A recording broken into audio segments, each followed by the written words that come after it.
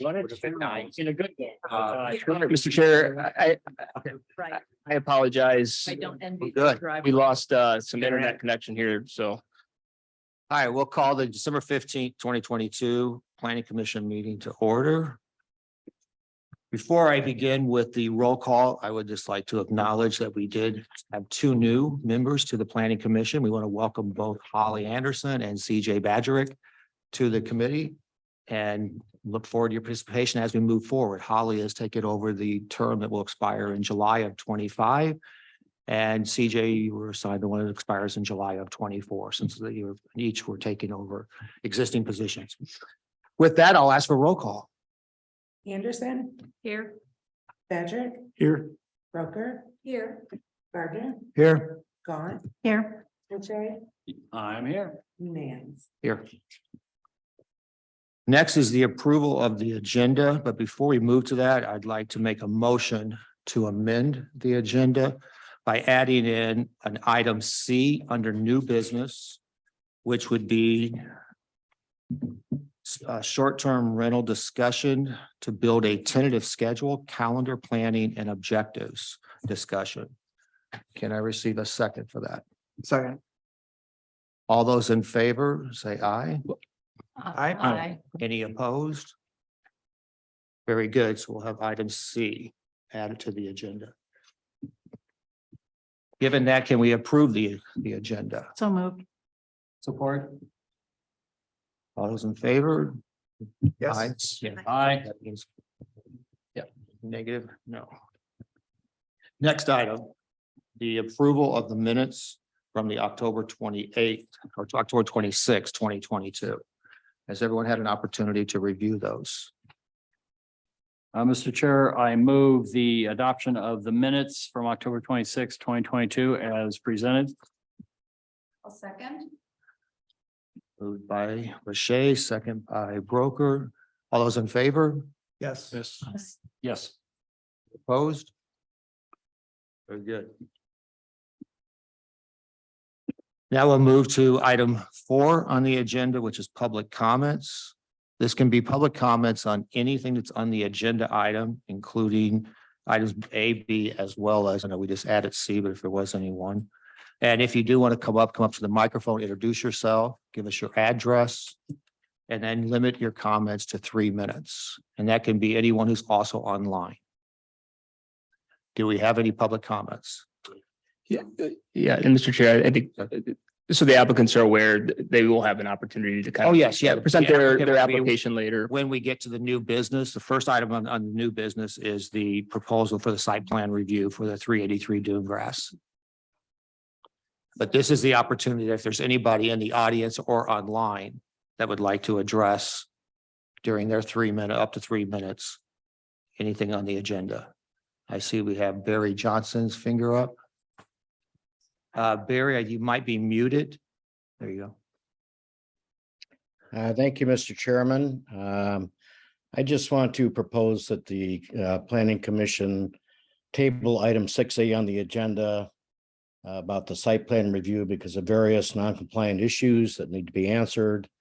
And as you move forward on this project, I'll be watching very closely. Thank you very much. Very good. Thank you, Barry. At this time, anyone else? Okay, then we will close the public comments. Item 5 was old business. At this time, we didn't have any old business to carry it over. So we'll move on then to new business. The first item underneath the new business is the 383 Dune Grass Circle site plan review. So now would be the opportunity that if you would, either the owners or whoever would like to speak, come up and kind of like take the opportunity to walk us through, where we are, what your discussions have been. Mr. Chair, if you're all right with maybe from a staff perspective, kind of presenting this, sorry, so folks yes, kind of yeah, have I an should have asked. understanding, and I can present a couple things for you to think about, and certainly definitely want to hear from the applicant and I appreciate that. have them present Yes, their application too. So I won't get into, a terrible amount of detail, let them do that. But essentially, the applicants have applied to construct a 3-level, single-family residential dwelling at 383 Dune Grass, which is actually in an approved plan unit development in the CRC zoning district. Kind of a unique piece of the PUD resolution includes a requirement that individual site plans, even in this case, it's obviously residential, be brought to the planning commission for review and approval. The applicants have submitted a complete application in accordance with our requirements. That doesn't mean that it's the staff is saying it's a compliant from a zoning perspective, but it's a complete application that we're required then to bring to the planning commission for you to at least review and then kind of take it from there. There are we kind of laid out for you zoning requirements and site plan standards. I also included in your packet a copy of the plan unit development resolution and the site plan that was approved through that resolution. Two particular items staff wants to point out for you to have some further discussion on. The first is heights. The plan unit development resolution, the approved plan, site plan sets kind of some conditions for how to determine height and what would be allowable. And that language states that no building shall have a building height exceeding 30 feet as measured from the highest level fire department vehicle access in the eave of the pitched roof.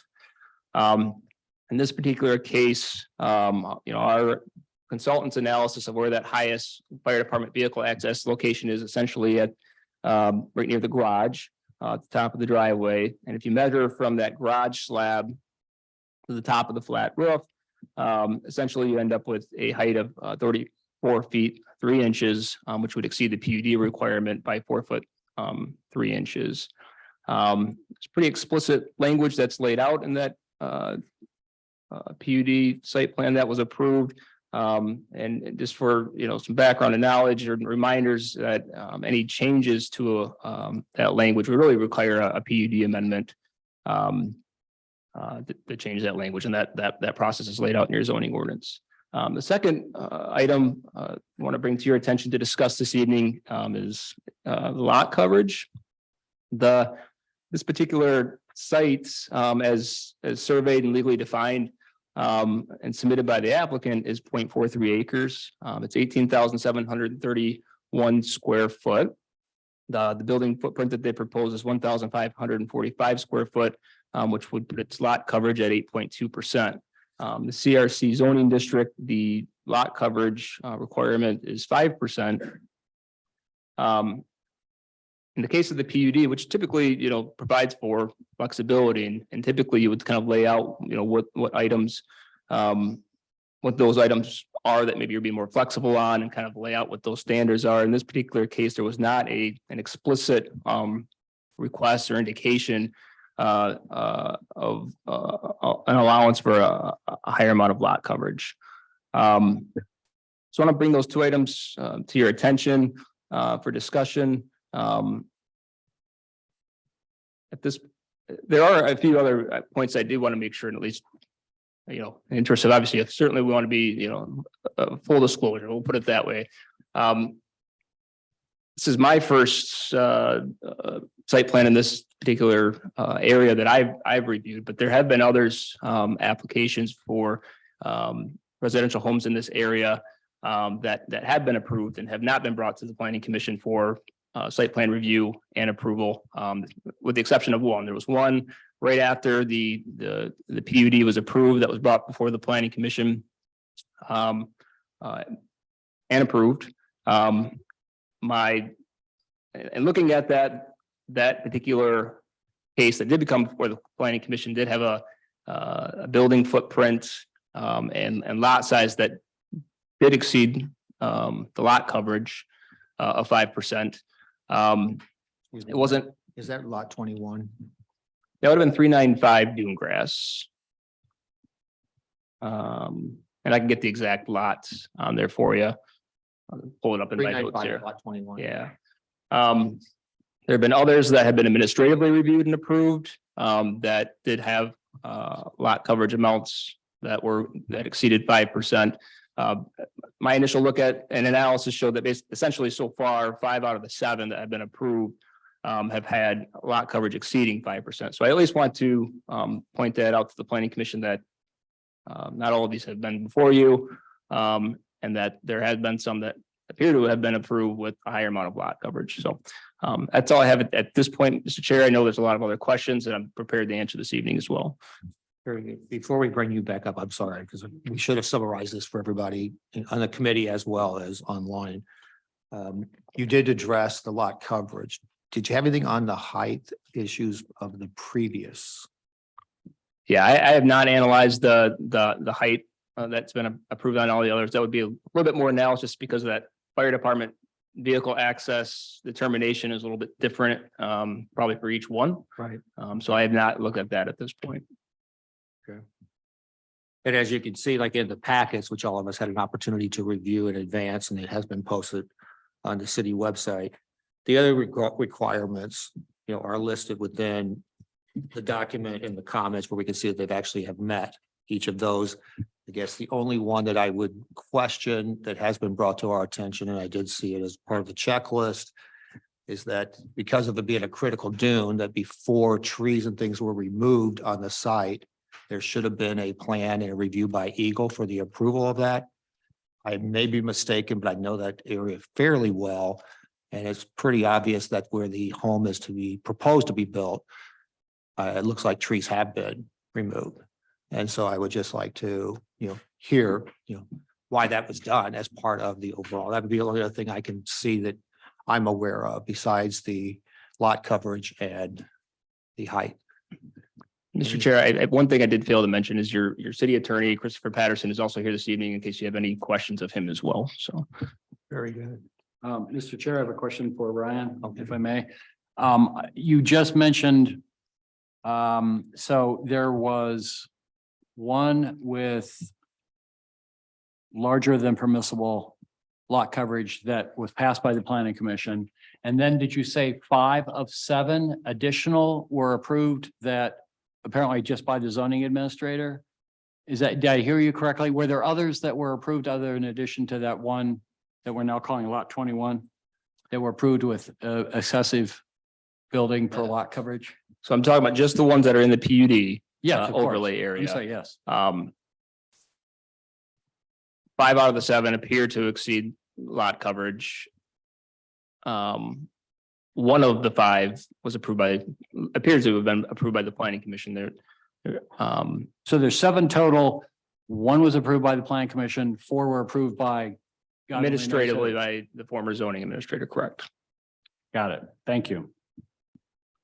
And this can be a topic for a different time, but there are more than 7 homes built in that development. There's approximately 14 of them currently. So what happened with the other 7, I'm not certain. Yeah, some of them weren't part of the PUD overlay area.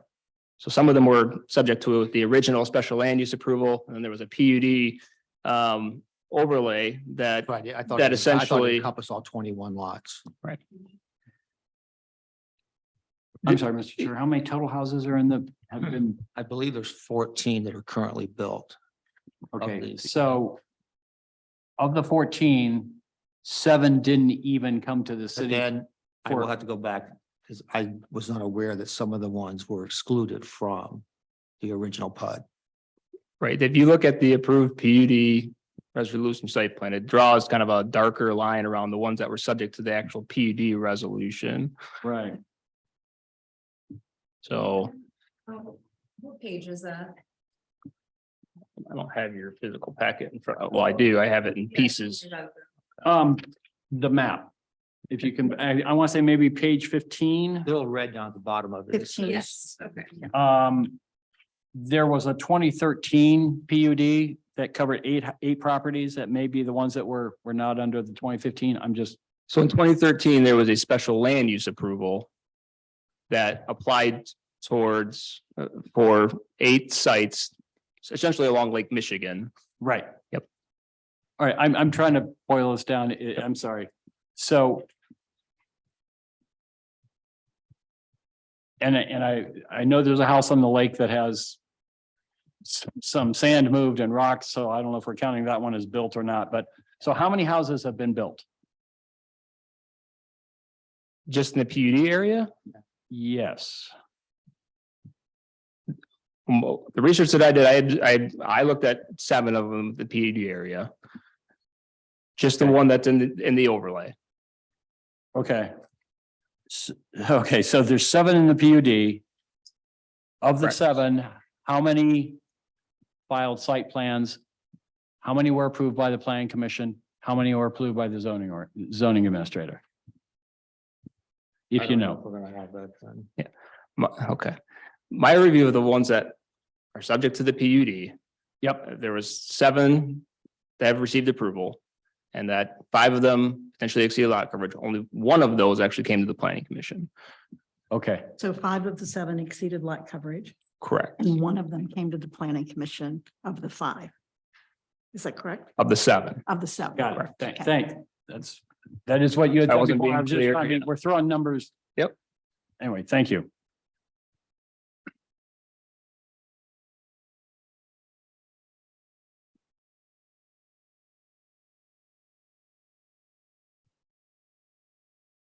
The majority of them did come. If you exclude the ones that are outside of the PUD that we're talking about currently. Yeah, it's been others, yeah, certainly that have been constructed in the special, that were part of the special land use approval that initially kicked off in 2013. And the 2013 properties were not then included in the 2015 PUD? They remained outside of that PUD? One of, or 2 of them were included within the PUD. So essentially the PUD applied to lots 1 through 5 and 13 through 21. Thank you.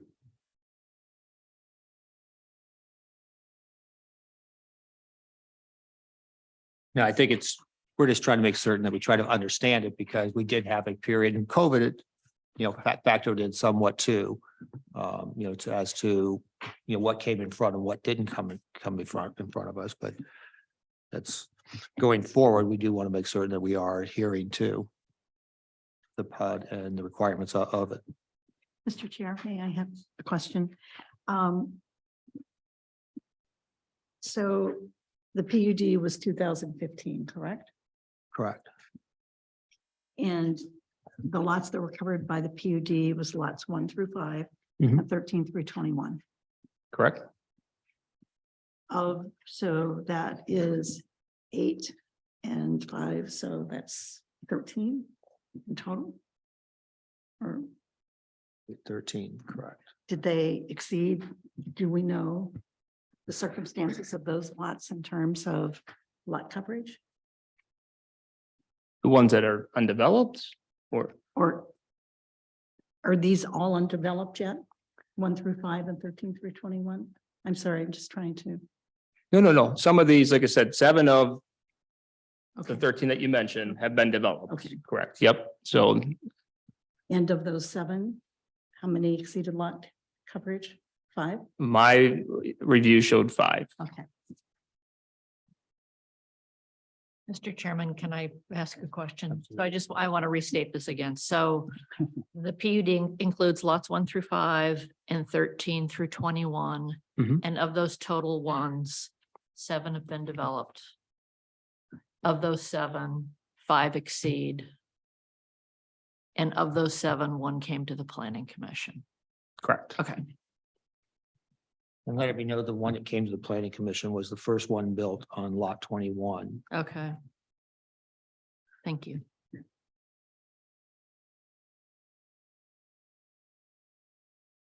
And that was, you mentioned to me on the phone, that was a spec house, or was that developed by the That was an developer? original spec home. Was that built by the developer? Correct. It's a Thank spec home that was, I don't remember what year it was sold, but it was the first one that was built in there. They hadn't even really put the retaining walls or anything in at that point.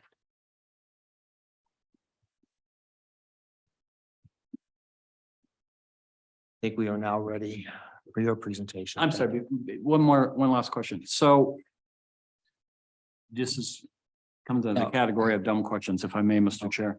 So because it's a PUD, they still need building permits from the city of Saugatuck, is that correct?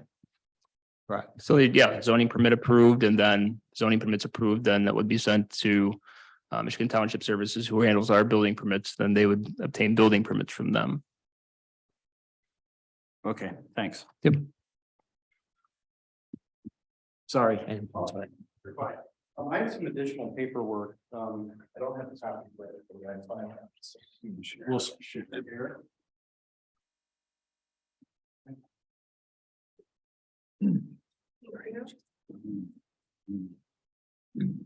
Yeah, that's fine. Thank you.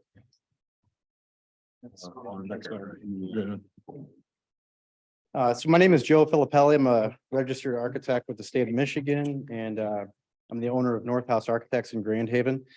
I have a statement written for addressing the two issues that were flagged in the review, but I'd be happy to talk more about the Eagle portion of this afterwards. The short answer to your question is that we do have all of our permits in place. They've been approved, and we're all set there. There was some sequencing issues with the tree removal that we have worked through and have found an agreement with Eagle. And I said, be happy to talk more about that after I read through this. There was some discussion about the lot coverage that I reference in here, so it might sound a little bit redundant, but I do want to hit those points again. So over the past 2 years, I've been designing a home intended for 383 dune grass with my clients, Ed and Melissa Harmoning, while under the explicit guidance of the city of Saugatuck. And for these 2 years, we have followed every rule that has been communicated to us to make sure that the home is in conformance with both city and the state. Now, as we prepare to begin construction, we're being told that these rules are in question. In addition, if you observe the built environment within the dune grass PUD, you will clearly see that we are being asked to meet a set of standards never previously considered. As mentioned, there are two separate issues with our design proposal: lot coverage and building height. I'll talk about lot coverage first. And I'm just going to talk a little bit about the timeline of sort of our check-ins with the city and how we got here. So in early 2021, before even considering a design, we performed an initial code study.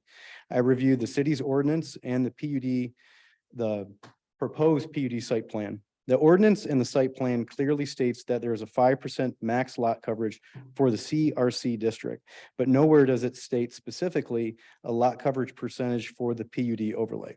So I called the city and I spoke to the zoning administrator.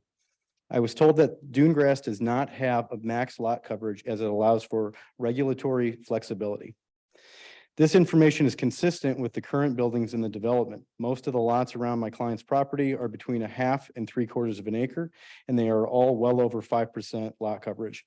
Most are double and some are nearly triple this number, which I've indicated in the diagram that I passed out. So in sheet 2 of that packet, these are just rough takeoffs, but they give you a general idea of the lot sizes and the size of the homes on those lots. The language within the CRC states that a minimum lot size is 2 acres, which would make sense for a 5% max lot coverage, where these lots are considerably smaller. And you could tell by these diagrams or the information on this diagram that each and every home that I've referenced is significantly bigger than that.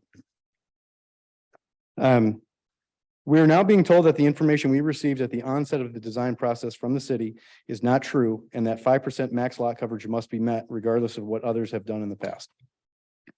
Issue number 2, building height.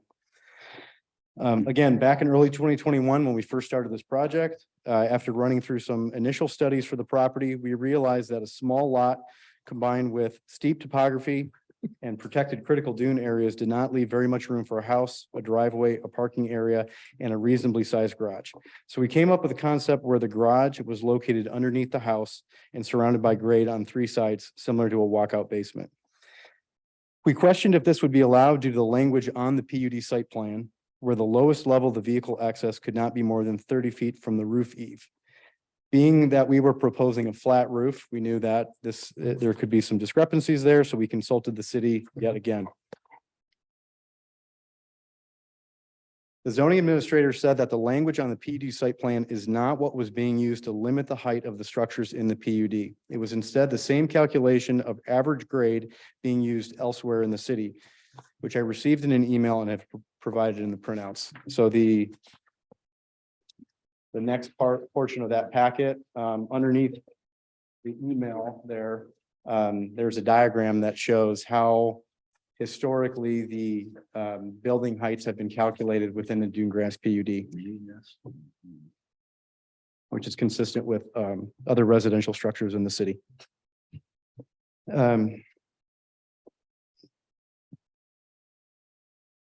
It was explained to me that the language on the PUD site plan was a means of satisfying the fire department's access requirements and does not adequately address the overall height of a building.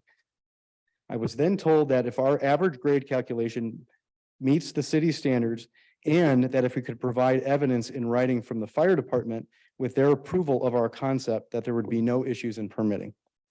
So on March 3rd, 2021, I called Chief Greg Janik and discussed our proposed design concept with him. His reply was that in no way does our concept or proposed building heights negatively affect their firefighting strategy for buildings within Dune Grass, and that he would be happy to provide a letter stating this to satisfy the zoning administrator's request. Just to make sure, we verified this information again with Chief Janik and Deputy Chief Chris Mantles in January 2022, almost a full year later. And the reason we did this was because it was the point where we were about to submit our application for the Eagle review, which would essentially lock us into the size and shape of the home. And we knew if we did have to change anything, that this would be the juncture that it would get much more complicated to do this afterwards.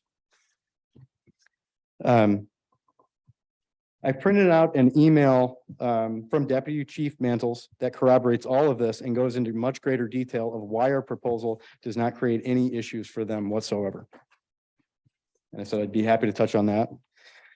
Is that in the package? That is in the packet. It's the highlighted text in the email. We are now being told that this is not the case, that regardless of what rules were historically applied to the PUD, and even if the fire department is in favor of our proposal, we must rigidly adhere to the language on the proposed site plan. We have spent 2 years planning, coordinating, drawing, preparing land, filing environmental permits, and reviewing our proposal with the proper authorities. We have followed the rules dictated by both the city and the state, and are now being told that may not be enough. Changing the design to meet these newly proposed standards is not feasible at this juncture, and any further delays could be catastrophic for this project. We are not asking anyone to break rules or change them for us. We are only asking for the city to abide by the rules in which they've directed us to follow. The same rules that everyone else in Dune Grass has previously been held to up until this point. Thank you. Mr. Chair, I have a quick question. You have an email from the fire department. Yes. Do you have any correspondence, emails, texts between you and the zoning administrator, the prior zoning administrator for the city? Yes, sir, I do. And you decided not to supply those to us because I do have those here. do they confirm what you're saying? They do, and I will clarify that most of the conversations that we had at the onset of this back in early 2021 was through phone calls. And there was no reason for me to question this in any kind of way. I took detailed phone call notes, but it was not through emails. It was just through phone calls. I should not have, but I trusted and I said, I trusted the administrator based on the conversations we had. And then also observing what had already been built in Dune Grass. It didn't make me think that there was a reason that I needed to get this in writing and that I needed to run forward with it. However, when this was flagged here over the last few weeks, I've been corresponding with that former administrator, just to check in to make sure that I was not wrong in the way that I was interpreting the rules early on, and have then since received several emails corroborating all of this. And I do have those with me. I'd be happy to show you them, but it's a bit scattered and not as clear as some of these emails from the fire department, but I do have them. They're consistent with what I'm saying. I'd be happy to supply them if you want to see them. Interesting. Okay. I spent 40 years as a litigation attorney and I suggest for anybody going forward, you might want to do a quick email, say confirming our telephone conversation of XYZ. Here's what we laid out.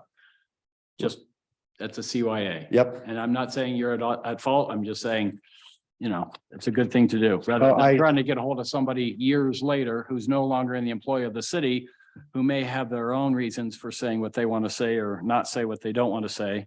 And try to pick that person's memory and retroactively try to put something together.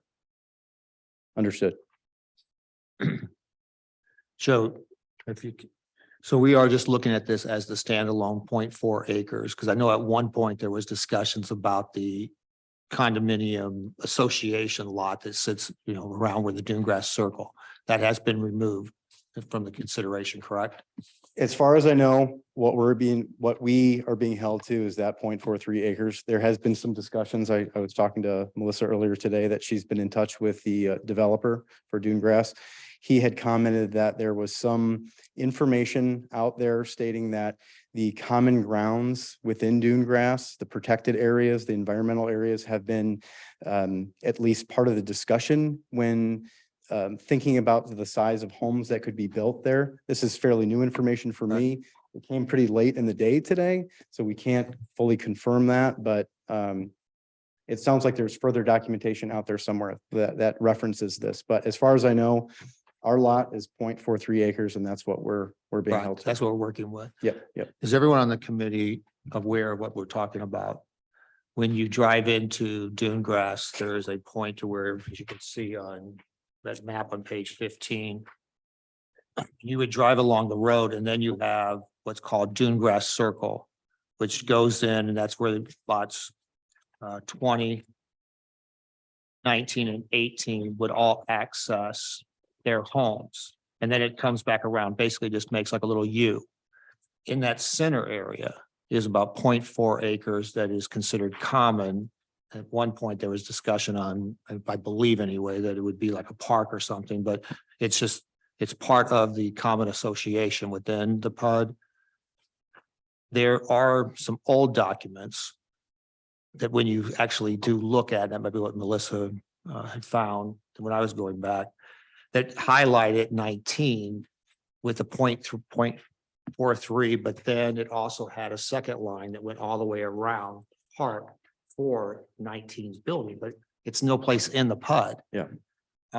So it's kind of, it was unique that I actually had something that was still in my file, because I remember looking at those lots years ago. But at the same time, the lot is 0.43. Now, the question that would also come up, because if we are trying to make things that are consistent, or at least if we're going to consider things that are consistent with what's been done in the past, do you have, you don't represent this, but I'm gonna ask the question anyway. Do you have any idea what they would be discussing on lot 18? Because lot 18 is the same size as lot 19 at 0.4. I have seen proposed design concepts for that lot. I have no idea where it's through the permitting process. And we It's- haven't seen anything yet. but- It's not, okay. Just in beginning phases of design. That's just to the northeast of us, Correct. northwest of us, 18. One other question, has there been any conversation with the Dune Grass Association? And have they expressed an opinion about what you're going through or about the areas where you are not technically in compliance with the PUD? Whoever can, I'm sorry. I'm Melissa Harmoning. My husband's on the line as the lot owners of 19. I can say one of the reasons why we invested in Dune Grass was that we were looking at a development that had almost 100 acres within it. And they were only developing 40 to 50 acres. Correct. In speaking with the developer today, Paul, he told me that the reason why this development actually came to fruition was that they did reduce some of the lot sizes so that the conservancy that was created that we could all enjoy, never to be built on again, is something that my husband and I fell in love with, knowing that we owned this conservancy and we were the stewards of making this space beautiful, continue to be beautiful, and welcome to everyone. So in speaking with him today, he told me that when they created the development, that they made certain adjustments or worked with the city to be able to build in the space. And one of those that was that every house had to be sprinkled. So we're putting a fire suppression unit in our home to address that fire safety issue. As it relates to the lot size, in speaking with Paul today, he noted that you have ownership of the Conservancy acres. That's part of you as part of Dune Grass Association. So my 0.43 acres is what I'm building on, but in essence, those common areas and the Conservancy are also my acreage. And I believe in speaking with Paul, he said, you have to take that into account. If there are 22 lots, you have to divide that Conservancy acreage. So then your total development space or the land that you own is X, which changes that 5% number in some sense. Now, I wasn't there when Paul developed this deal, and I know that there were a lot of questions about getting it done. But if I could say one thing, I grew up in Michigan. I'm a Michigan kid, and Yeah. We're with you. You want to take? I a think minute? the difficulty that, we're just trying to deal with here ourselves is being the first time that's coming from the planning commission and looking at the PUD, because obviously maybe many things with the dune grass probably weren't documented the way that they should have been back Mhm. 8 years ago. Because what you're saying, it all makes sense, but then when you read what's in the PUD agreement, that's not the way that it's written, and I would do to Paul and anyone else, I will have to say that I'm positive that when they factor in the property taxes and, and stuff and the assessments, you're being assessed on the 0.43, that you own and not, on the entire, portion that they could say that you potentially own. But that's, kind of, secondary. But as far as the association, do they have any type of review?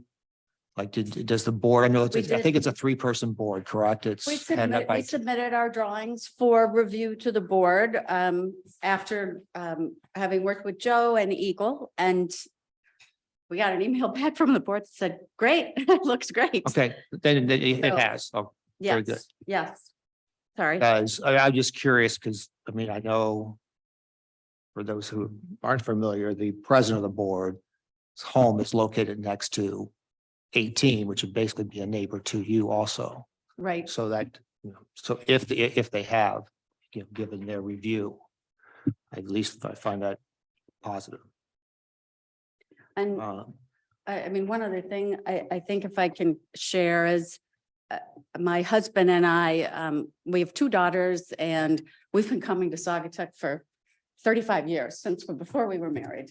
And I work at Herman Miller. So we really looked at kind of finishing out our careers and retiring here. And we put everything into this. We don't have any more funds to revisit this with Joe. And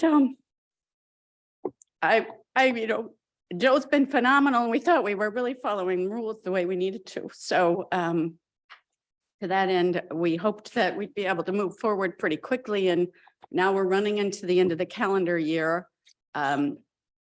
We have deadlines to meet and price holds to try to make in order to get the construction moving, but we've lost that window, and I don't know what tomorrow will bring here, but I don't know if we'll be able to proceed just if we have to revisit everything that needs to be reviewed again from the PUD side.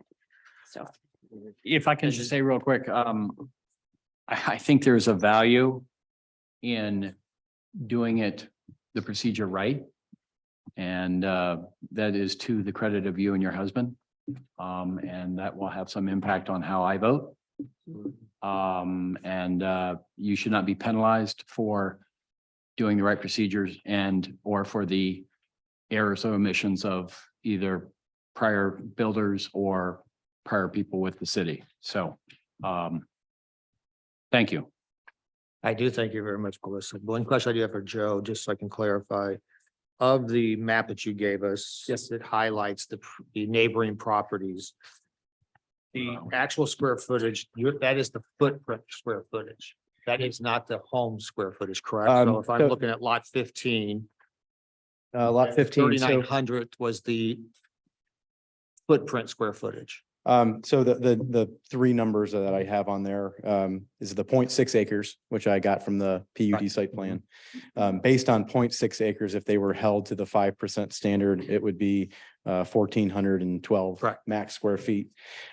Based on a rough estimate within Google Earth using takeoffs, and I do have better documentation on some of these projects than just Google Earth, but on this one in particular, and that's why the plus minus occurs afterwards. Okay. It's roughly about 3,900 square And feet. again, and that's that is the footprint that we're talking. So Correct. I just want to make sure everybody understands, we're comparing apples to But, apples. well, the lot, Lot 21, the lot coverage, I guess. it's right, lot coverage. lot coverage, exactly. yes. Because that, where it says like, the original one, the one that came before the planning commission back in 2015 would be lot 21, it's 0.6.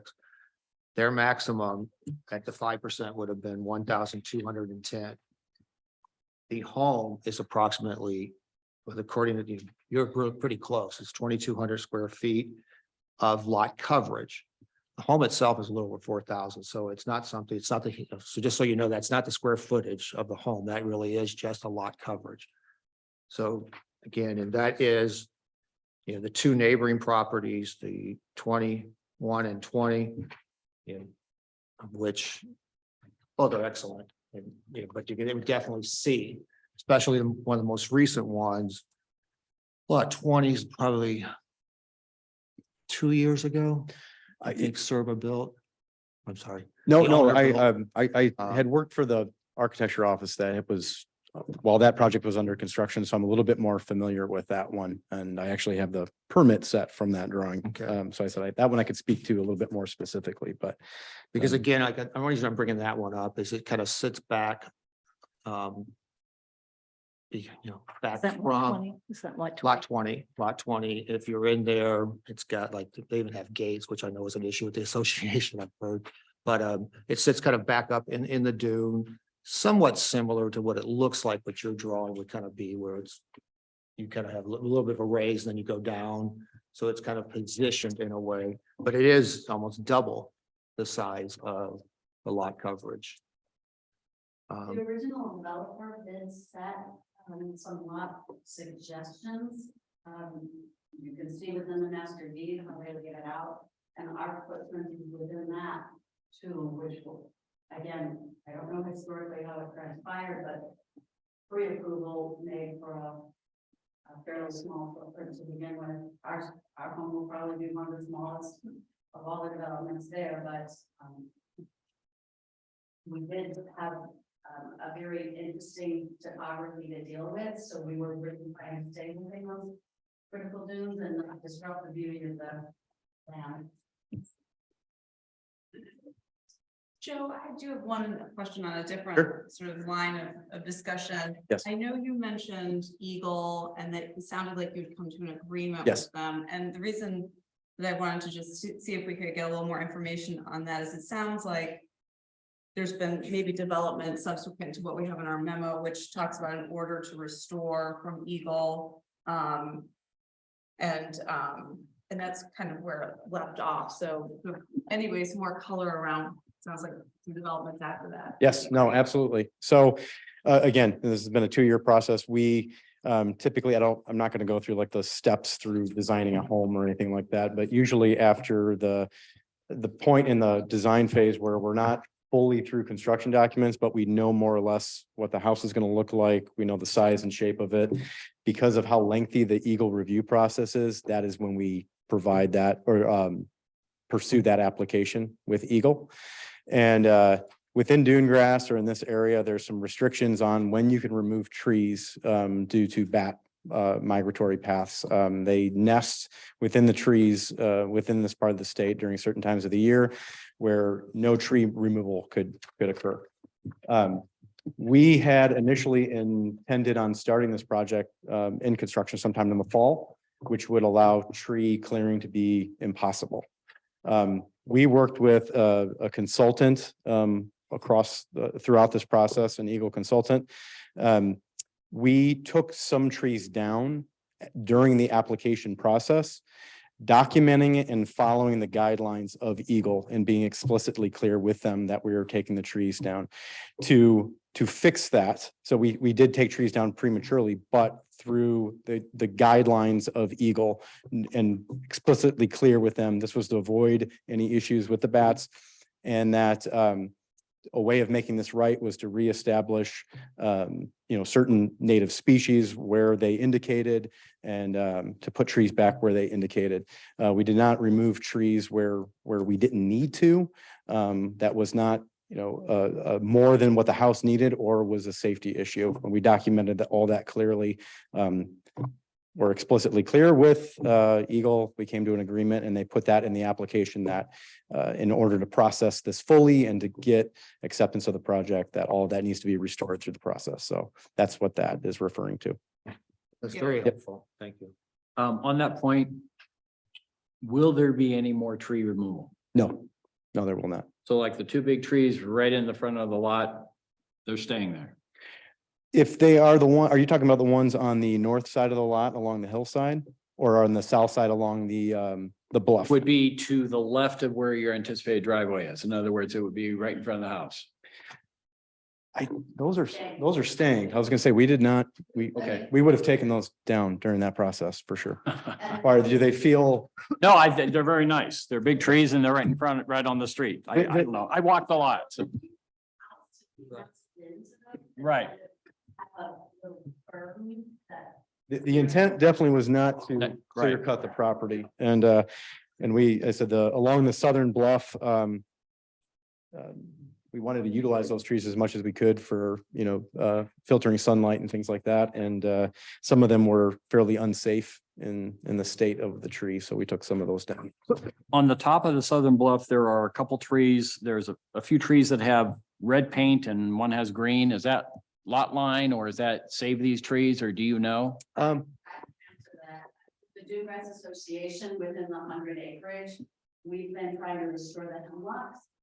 And so the red and the green designates if they've received the Hemlock treatment. Okay. Damage. Right, you guys did a pre-treatment because the state cannot actually come out and do the spray until next spring. Right, so the whole conservancy, they've been, I wish they weren't green and red, but they're dotting them throughout the whole state that way. Well, it's the season. Thank you. Thank you. Do we have any other questions? I think we have to address height. Did I miss that discussion? So you, Go ahead. I'm sorry. I mean, we did discuss the letter that we had from the fire department. The Fire one thing chief, that I go guess I'll ahead. add to the height conversation is that in that packet, you'll see the guideline from the previous zoning administrator that I did receive in an email, and I do have that. Stating which guidelines we should be using for Okay. height calculation. The next page, which is the full drawing sheet, shows how that's interpreted through our project and where we land height wise. So we are almost 12 inches shorter than the guidelines that were sort of indicated through the zoning administrator at the time. We could go up to 30 feet and we're about 29,451, so about 6 inches shy of that. Is this the same direction as this? Is this the garage? This is the garage right here. Oh, okay. So we're kind of turning a little bit. This, Got it. I'm sorry. There's one more page here that might be helpful. This gives you a better, like a 3D view of the house. Correct. So you can see the 3 high sides and then the 1 low side of the garage. Yeah. High grade, yes. So you're saying on this diagram, I'm sorry, you're saying this distance under what you were told would be 12 inches under what anywhere else in the city of Saugatuck would provide? What I was told is that, to establish what the average grade is, there's a 5-foot offset around the house. And then you take a series of points, both Right, low and high around that, determine what average grade is. And then, you cannot exceed 30 feet above that. That was one, standard to be met. That was the primary standard to be met. The secondary was the garage or the drive to roof eave, rule, I guess. And I said the zoning administrator at the time had mentioned that that was a way of satisfying the fire department's access.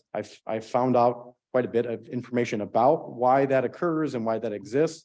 But in short, why the chief was not concerned with our proposal for that, as he said, whether it is 30 feet, 32 feet, or 34 feet. There's no intention of gaining access to the top of the roof to pop holes through there to allow heat to escape. That is not how they would pursue fighting a fire within dune grass for a number of reasons. And the main being that they're all fire suppressed. So that takes care of that particular issue. And that was the one reason why they were okay allowing for buildings to be taller within the PUD. And his main concern was that the egress windows around the house were accessible from the higher grade points. So essentially, they would pull up to the house, grab a ladder, be able to run to one of the higher grade sides and be able to access the house. As long as he could do that, he was satisfied with it. So that's consistent with the emails in that document. That's really good information. Thank you. But Chairman Mans, thank you for being here this evening. I also appreciate the applicants being here as well. I want to compliment the planning consultant as well as our zoning administrator, Ryan, on the preparation of the memo that we received in our packets. And in my mind, at this point, what this is coming down to is the zoning compliance. And I'm going to read from the memo that was prepared by the city for this. Zoning compliance review, setbacks. The PUD plan indicates that setback modifications were approved as part of the overall PUD process. The proposed building envelope and footprint that are shown in the site plan comply with the setbacks noted on the PUD plan. Good to go. Height. The PUD plan states that no building shall have a building height exceeding 30 feet as measured from the highest level fire department vehicle access in the eave of the pitched roof, quote, unquote. The applicant has proposed a flat roof, which was not contemplated in the PUD plan. The height requirement was based on section D105.1 of the International Fire Code, which states that the roof measurements are taken at the top of the parapet walls. The top of the parapet wall is 132 feet 9 inches, while the garage slab is 98 feet 6 inches. Understanding that the driveway elevation at the garage is the same as the garage slab, the height between the highest level of fire department vehicle access and the top of the parapet is 34 feet 3 inches, which exceeds the PUD requirement by 4 feet 3 inches. It's out of compliance. While the fire department may have the current ability to respond to emergencies, which is what we've been talking about, the reference height requirement is a zoning requirement through PUD adoption. A PUD amendment would be necessary to exceed the current limitation. Lot coverage. To assess lot coverage, the following two definitions from the zoning ordinance apply to the calculation. I won't read through all that. It's quite a bit of information, but basically the summary of this is that the 0.43 acre lot is 18,731 square feet. The building footprint is 1,545 square feet. As such, the lot coverage is 8.2%, which exceeds the 5% required in this district, the CRC district. Lot coverage modification was not specifically requested during the 2015 PUD application.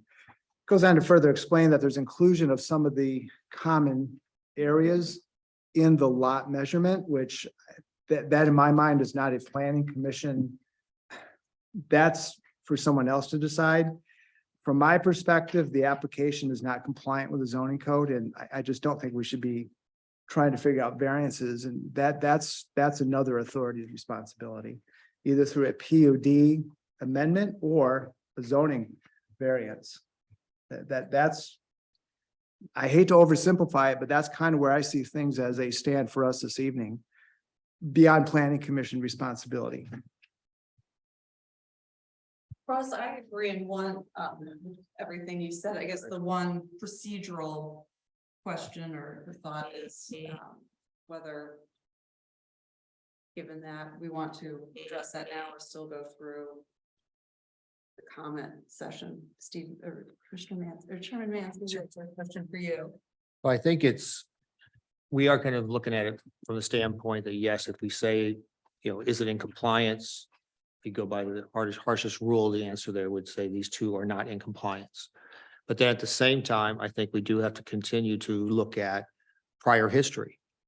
And I guess the prior history where we have approved or allowed the building, so it has prior history kind of maybe, has that already kind of somewhat amended the pot? Because you can't, it's difficult to say 5 homes have been able to exceed the coverage of the current proposed one and were all approved, because they wouldn't have been in compliance either, but we can't do anything about that at this time. So there's always that question of if something, and I guess, Chris, I could ask you, is prior history by de facto or some way, allow for an amendment to it even though we didn't have a legal PUD amendment?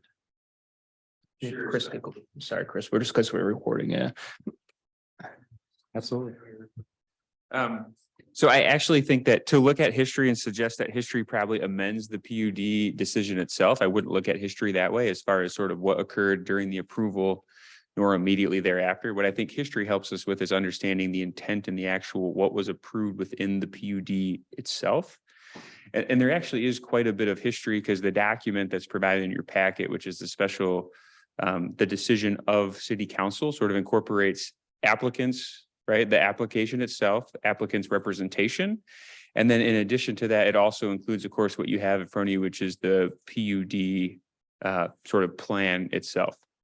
And I think if you look at those documents and thinking about sort of what you're saying is history, I look at them as sort of like, what is the intent of the approval? And when we're looking at what is explicitly stated in the approval, as well as what occurred immediately after, I think that's helpful in deciding what actually is in compliance with the PUD approval that occurred in 2015.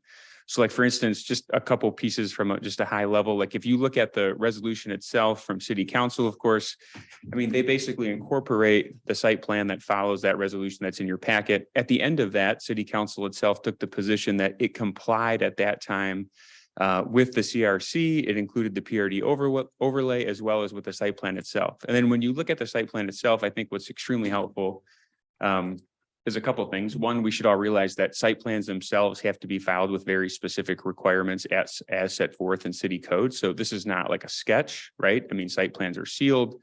They are to scale. There are notes to them. There are schedules that are on that plan. And so if you look at the schedule, what I think is interesting, in the first section of the PUD site plan, it clearly demarks the requirements of the overlay, which includes the 5% lot coverage. Now, that was clearly incorporated and presented to both the Planning Commission and the City Council at the time that it was approved. And according to the resolution, and it's, I think, maybe the last paragraph or the second to last paragraph, they indicated that that would have been reviewed, and based on recommendations from the Planning Commission plus their consultants, it satisfied the requirements. And nobody was hiding the ball that the 5% lot coverage was there, correct? In addition to that, I think when you look at sort of lot 19, 2021, when you look at lot 19 itself, it seems to be particularly interesting that so I don't know what has happened with respect to the applicant sort of showing or establishing with us today that the legal description itself is the smaller sort of description. But when you look at the approval clearly encompassed the fact that if you can look at 19 and look at the parcel boundary lines, and it clearly came up and it grabbed what is hatched on that scale as limited common elements, which would make sense why when the commission is looking at it, they would believe that at 0.8 acres, there is a different size that applies. Now, I also had worked quite a bit back and forth with the zoning administrator and the planner. And if you understand that these documents are under scale, if you can speak to this better than I can, but if you look at the scaling on those documents, you're certainly talking about a building envelope that would have been presented in 2015 that is sort of consistent with the size of a building that they are proposing to build now, correct?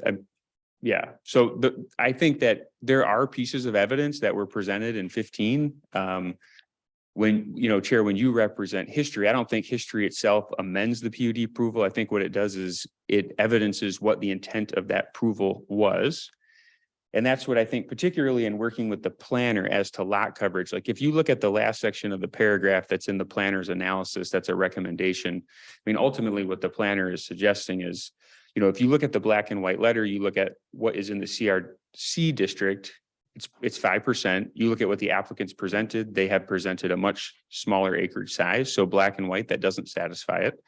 But that last paragraph suggests to you that, if you're looking at these approval documents with if any of you have knowledge of the approval, you look at the history of what was presented and what has said to have been in compliance at that time, then you could sort of reach that conclusion that the lot is compliant. Now, in addition to these documents, what's interesting with respect to the timing of it, again, I don't think the history amends the actual approval. So the 2015 resolution nor the actual PUD site plan that was presented and approved by the Planning Commission's recommendation, council approval, but only a short few months afterwards, the actual unit that you're talking about is the unit that went to the Planning Commission that would have been reviewed during the term of those individuals who had probably likely just reviewed it all and approved it. So I think the lot coverage issue is a closer question. I think that's why we brought it to the commission for your review to decide that one. Appreciate that, Chris. I just want to make one quick comment. Mr. Gardner, you had referenced the appeals process that feels more appropriate for this. Again, I'm going on the knowledge that I have based on what was communicated to me through this process. And the previous zoning administrator had told me that nowhere in the zoning ordinance does it make reference to that 30-foot portion of the driveway to the top of Eve. Correct. So it did not necessarily fall into that category of something that could be argued for or against based on a hardship for an appeals process with the zoning board based on where that rule lives within the ordinance. That it was strictly a means of satisfying the fire department, who was working very closely with the developer and the commission during the time when they were reviewing this. And that is why she felt very comfortable allowing them to sort of acknowledge this, make the decision, analyze it from their perspective, which would give her the confidence to move forward with that versus kicking it over to an appeals process. Yes, Chris. Sure. I forgot to mention this when the comment was made earlier too. So just remember that a PUD is kind of an interesting animal, I guess, in the zoning world, because a PUD has an interesting mix of sort of administrative discretion being exercised with ultimately a legislative decision. That's why PUDs are processed before the commission. There's fact finding, you put all the information together, and then it goes to city council. City council is then adopting it in that resolution. And that's where the flexibility of the process comes in, right? I mean, it allows you to develop something that inherently is designed to provide flexibility. Because flexibility is denoted in the final approval, this is true of most all jurisdictions I'm aware of across the state of Michigan. PUDs cannot go to the Zoning Board of Appeals. So to the extent that there's a process question that would come up with what you intend to deliberate on, I just want to be clear that you can't send this type of issue to the Zoning Board of Appeals. Now, even an appeal from a PUD cannot go to the Zoning Board of Appeals. Of course, this was in 2015. Now we're in 2022. So even if we were to find, I'm sure that's long past, but I just want to be clear. That's why the packet that recommends you really would have to go back through a process, the same process that was set forth to approve the PUD is, I mean, if there's a process question, I just want that to be clear with respect to your deliberation. Just a quick follow-up on that, because that was very helpful. And I just want to make sure I'm thinking about it correctly, that seems to be clearly the case for the height requirement that would not go to the Zoning Board of Appeals because it's clearly set forth in the PUD. With the 5% lot coverage, if we determined that, yes, indeed, the 5% lot coverage was not intended to apply to 0.8 acres, it was intended to apply to 0.4 acres, as on the survey, am I right in thinking that that could go to the Zoning Board of Appeals, or is that not correct? So there's actually, there is an interesting pathway on how potentially the Zoning Board of Appeals becomes involved, but I guess to make sure I properly frame your question, Are you asking if the decision of this body approving a site plan consistent with the resolution under the PUD can go to the zoning board of appeals? Or are you asking about a different I decision? guess what I'm thinking, in my mind, I'm thinking if we say five, you know, if we came to that conclusion, 5% means 5% of 0.43, that's what we think was, you know, makes sense here. Then it seems like the 5% lot coverage in the CRC district in our zoning rules then applies. So you kind of almost, I'm sort of imagining we almost get out from under, it's not, the PUD is sort of inapplicable in a Yeah, sense. let me provide an example that maybe is relevant and maybe this sort of gets on your example. So you have the PUD decision itself. You can't send that, and you should not really send it to the ZBA. That decision has been approved. It would be subject to an appeal. It wasn't appealed, so now it's final. So we're here basically deciding what was approved, right? Because you're now in the position of approving, so we're administering what was approved. If there's a question as to interpretation of terms or phrases that are used in the approval, but are ultimately within the zoning ordinance, that would be an interpretation question that could go to the zoning board of appeals, not because it's within the PUD decision, right? But because it's within the ordinance, and the interpretation of that could impact how you apply it in the approval. So for instance, although not sort of squarely presented, or I don't know how the commission handles it, but a good example is condominium unit itself, right? The term is defined in the zoning ordinance. It specifically specifies exactly if you have a condominium subdivision, you treat that unit or area of vacant land related to that use as part of meeting the site dimensional requirements. And if that term, right, I mean, that term could be, that's subject to interpretation. That's a zoning board of appeals question. And to the extent that that term were to be interpreted to include limited common elements as provided for lot 19, you know, that's not an interpretation of the PUD approval.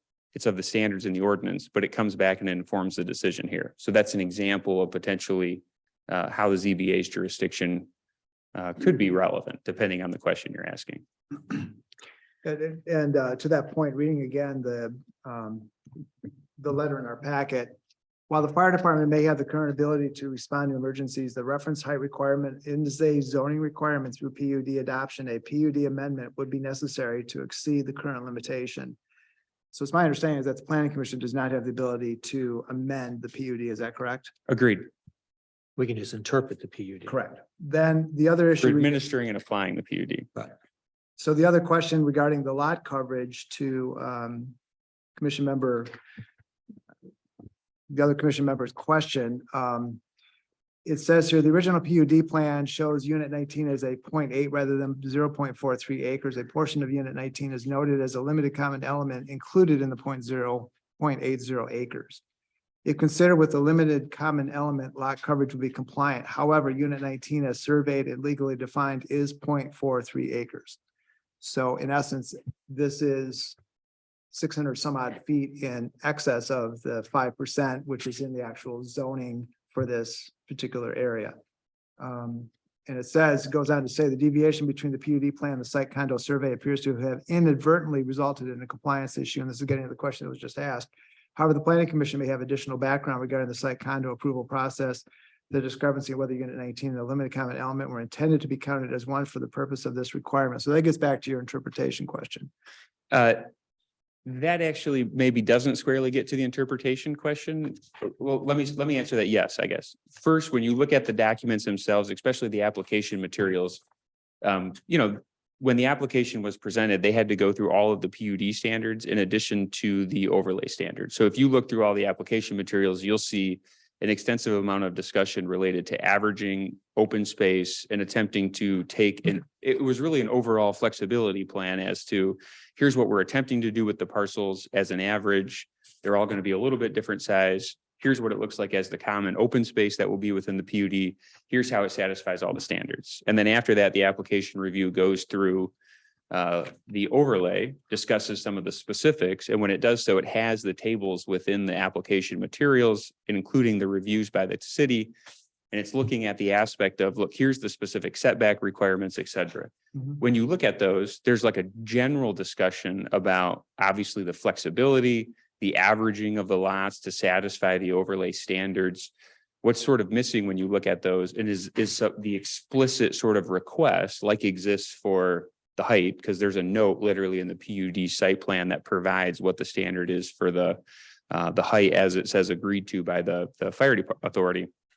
That is not explicitly referenced for the 5% overlay. So you're left looking at all those application reviews and then understanding, well, if the application was incorporated, if the review's incorporated, the planning commission's recommendations incorporated, and then city council approves it, and you're looking at that approval with the site plan, what does that mean? What's the size of lot 19 that was approved for purposes of in the PUD flexibility approving the CRC overlay? I think that's an administration question under the decision. The other question that you may have raised really relates to the definition, and I don't have the definition in front of me, but looking at the question of the way that unit is provided, unit is discussed as, I think, being essentially the ownership of the vacant land that's comprised of the unit, right? Well, the unit's defined in the master deed, okay? What was surveyed is probably what is provided on their legal instrument, right? That says I own lot 19. But I think the question that could be interpreted by the ZBA, although I don't know that you have to get there, but to your answer is a question of, well, when you look at the definition of condominium unit and you have a vacant area of land subject to a proposed use, if a limited common area element is so limited, as in when you interpret the master deed, it essentially is being beholden to the ownership of lot 19. Is that still quote unquote a condominium unit that satisfies the specific site standards of the CRC district? Yeah, Because it goes back to behind lot 19, behind this property, virtually all of those that are around the Dunegrass Circle is the actual conservatory, and it is all open vacant land, as well as the 0.4 acres that sits directly in front of lot 19. And I think as you're referencing, if you go back to the original drawings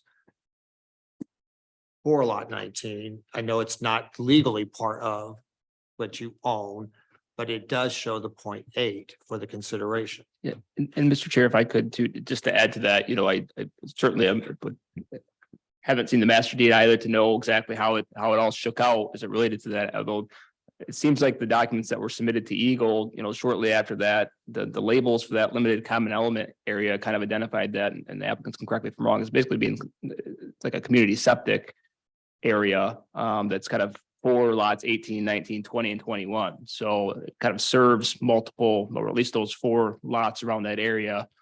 So just another point to keep in mind. So. Mr. Chair, I'm curious to follow up on Mr. Gardner's comment or, observation about, being compliant or not compliant. And I just want to be clear with a PUD. So if we were to approve this and we're essentially approving things that aren't compliant, is that it's because it's a PUD, is our decision related to PUDs only? Or are we not compliant for a PUD or anything that comes before us? Somebody could say, yeah, but you approved that for Dunegrass. Why won't you approve it on, Main Street or someplace?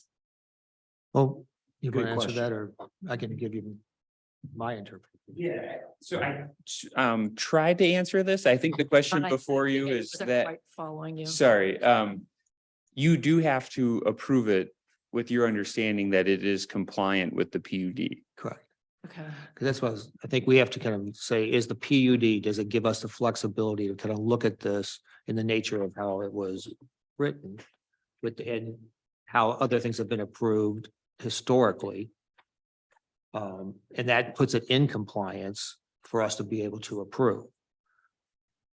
And I also guess to my your question point is- of outside of it, the 5% rule is more stringent in this PUD than what it is in most zones throughout the city. So then let's take the height. So could someone come back to us outside of the PUD and say, say they're exceeded by a few feet? Well, can they come to us and say, yeah, but you approved the Dunegrass? So, Well, my understanding, and Ryan, I know you're newer, but from conversation I've had with the previous administrator, they have used the average elevation in outside of the Dunegrass in determining height. With long as the fire department. has Yeah, signed in off. general, the general height regulation looks at what's the average grade and then goes up from there. In this particular circumstance, so the PUD language established, Okay. specific language related to the heights and how to measure it. So for things outside of this PUD, they would use an average grade. But within this, the way it was kind of written makes it your lowest level or your lowest access point. So if you are trying to think of how would this affect if somebody was building outside of PUD, there's more flexibility outside of it than what there is inside with the way that we're trying to interpret this currently. So it was communicated to me why, in conjunction with the, fire department's, approval process, why, the previous administrator was utilizing that, calculation was because, the way it's written in the PUD allows for an infinitely high building. You could imagine a high-rise tower, 30 stories tall that cuts all the way down and minimizes to a 30-foot elevation along the driveway.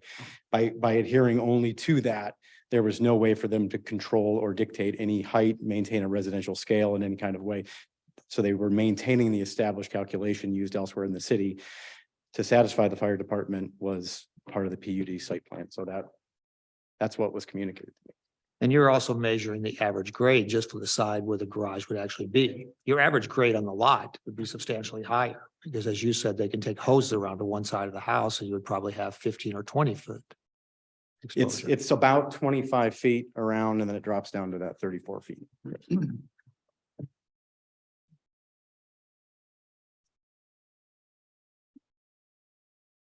A other quick question, discussion? if I may, and so do you know the south lot line distance? The one that opens up to the open space? I don't think I have it on here. We have it on the actual survey that I can pull up on the. I don't think I have that But if here. you look. Mark, It's actually, it's in that drawing package if that was part of the Okay, all docket today. right. My point is that we're spending a lot of discussion about a relatively minuscule parcel across the street, which may or may not be part of this parcel, lot 19. But you look at the longest, well, I don't know if it's longest, a very long back line of their lot, which opens onto an expansive open space. And Approximately the property 50 owners acres. talked about, I'm sorry? approximately 50 acres. So 50 acres. So if you are talking about, and we've had discussion about how the developer said, well, that's part of every lot and blah, blah, blah. But the actuality is, if you look at spatially, the open space provides considerable additional visual lot coverage, if not, point something acres of the actual lot, and whether they pay taxes on the open space or not. But I think there's a relevance to that you're looking at if you go to the lot and you walk up to the berm, up to the ridge, you can't see anything else but trees. I mean, it goes as far as you want to look. And I think there is some value to that recognition. I agree.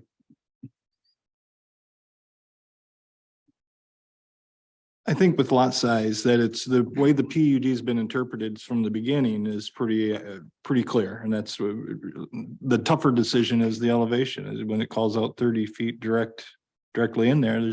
I don't see where that's something that we should be interpreting. Unless we have the ability to look at it from an average grade, the way that you would Sure, interpret it. yeah, but it says 30 right in the PUD is the concern. I've dealt with her on that average grade inside the city, but I'm not in the PUD.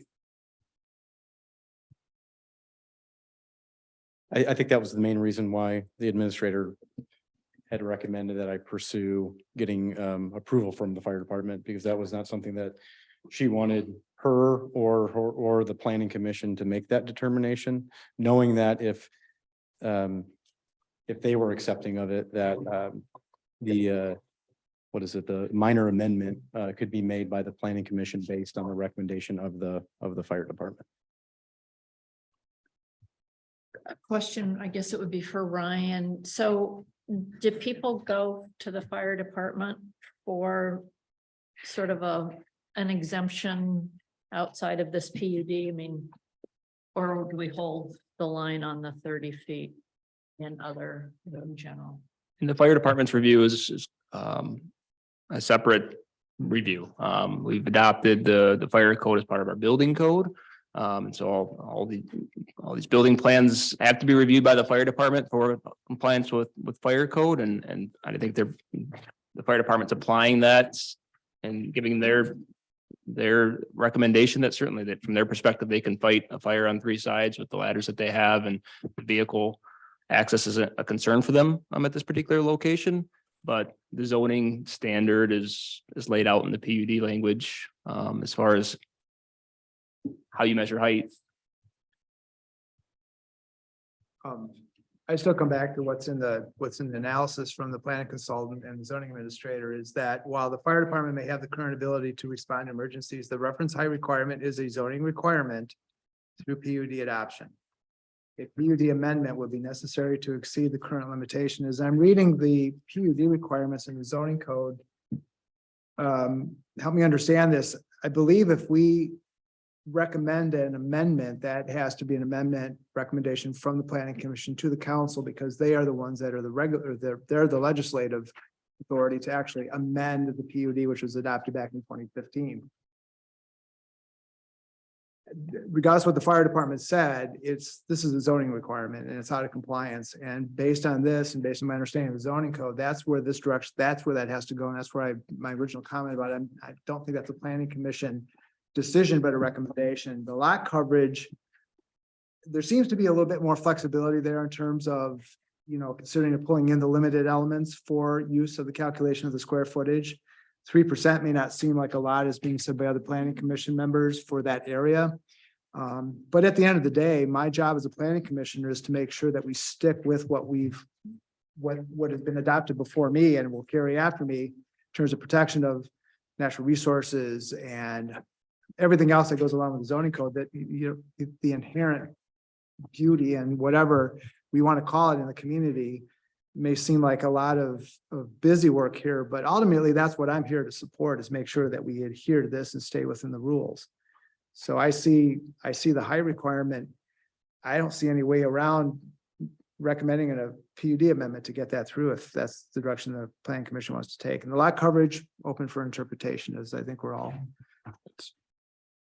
And again, you said of the ones that have previously been built, do we have any data on the height? The only thing that I do know is that they've all been interpreted. The ones that have been handled by the administrator have been interpreted through that calculation without the issue of the driveway to the eave height. I do know that the lot 2 lots over also has the garage at the lower point, and their interpretation of that was a butterfly roof, that its lowest point is towards the garage and then it reaches out probably another 15 to 20 feet beyond that. And so in an inverted roof. And again, just looking at this architecturally, to meet this requirement, although substantially a lot of coordination, structural engineering, a lot of things that would need to happen to sort of change this roof line. It's not just a matter of putting a gable roof on it or something like that, but to actually fix this problem, we would be making the building taller. The fact that we've actually have a flat roof and allows that parapet roof to be this datum. If we switched over to a gable roof, which is more of a triangle shape, and the eave dipped below that 34 feet, we could have a significantly taller building at the peak, then come back down over there. So that's the part that it's a little muddy for me too, is that in order to fix this problem, we're actually worsening the scenario of them being able to access it if they were to get on top of the roof. And we're creating a much taller, more visually impeding building by doing that. So is there a basic disagreement about the calculation that it's 4 feet, 3 inches in excess of the standard? If Again, for me, I would interpret that as the top of the roof deck, which would be in compliance. This is to the top of the parapet wall, which has some flexibility, but the way we're insulating the house and we're providing the roof slope, it pushes the parapet up to that 34. So I'm not arguing that the height of that parapet is 34 feet, but Thank you. the actual height of the roof structure itself is less than that. Thank you. Yep. So you're saying the actual height would be the 29.4? Is in the last drawing or is the 29.4 if we're using the average grade? I have the 29.4 is the height of the building over the average grade plane. The height of the building from the bottom of the driveway or the bottom of the garage door to the roof deck is probably closer to 31-ish, somewhere in there. I'd have to pull up the actual construction drawings to get that number.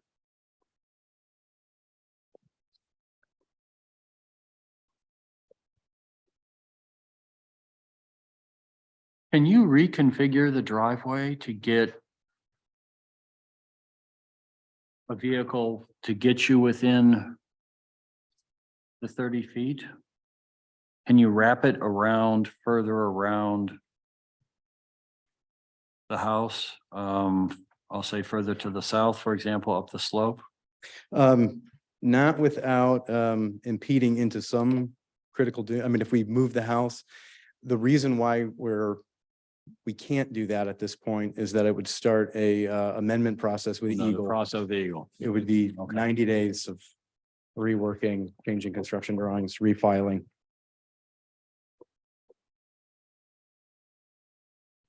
This may have been asked, and I'm gonna go to Ryan. The other developments, the other developed parcels in this PUD, do we know whether they followed the city's general zoning ordinance, whatever that's called, average grade? I'll call it average grade. Is that what they followed? Do we know?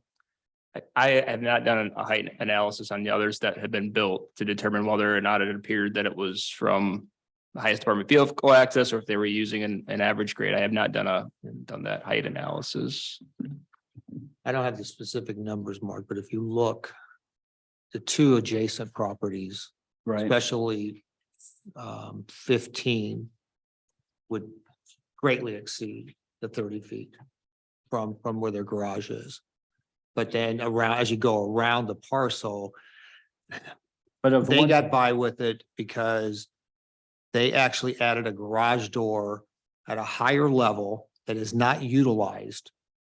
They can open it, but it technically is not a garage, but they utilize that as their measurement point versus the actual lower level garage. So, I mean, yes, has there been times where it's been allowed to build where it's been more than 30 feet? The answer there would be yes. so there have been, back to where we started, there have been 5 of the 7 have filed site plans. Do we know whether those 5 used the average grade calculation for their height versus the 30 feet? They must have, because they exceeded 30 feet. I said, Mr. Shea, without doing an analysis on each of those individually, I don't have that information. I don't know. I guess my question is, does the city possess the site plans for those, for every parcel that filed a site plan in this PUD? Is it in our records? Yes, we should. Yep. I'm confident in that and that I use those records to at least determine, do my lot coverage analysis. I'd have to look back and see to what extent there were elevations showing the actual height or if there were just site plan layouts.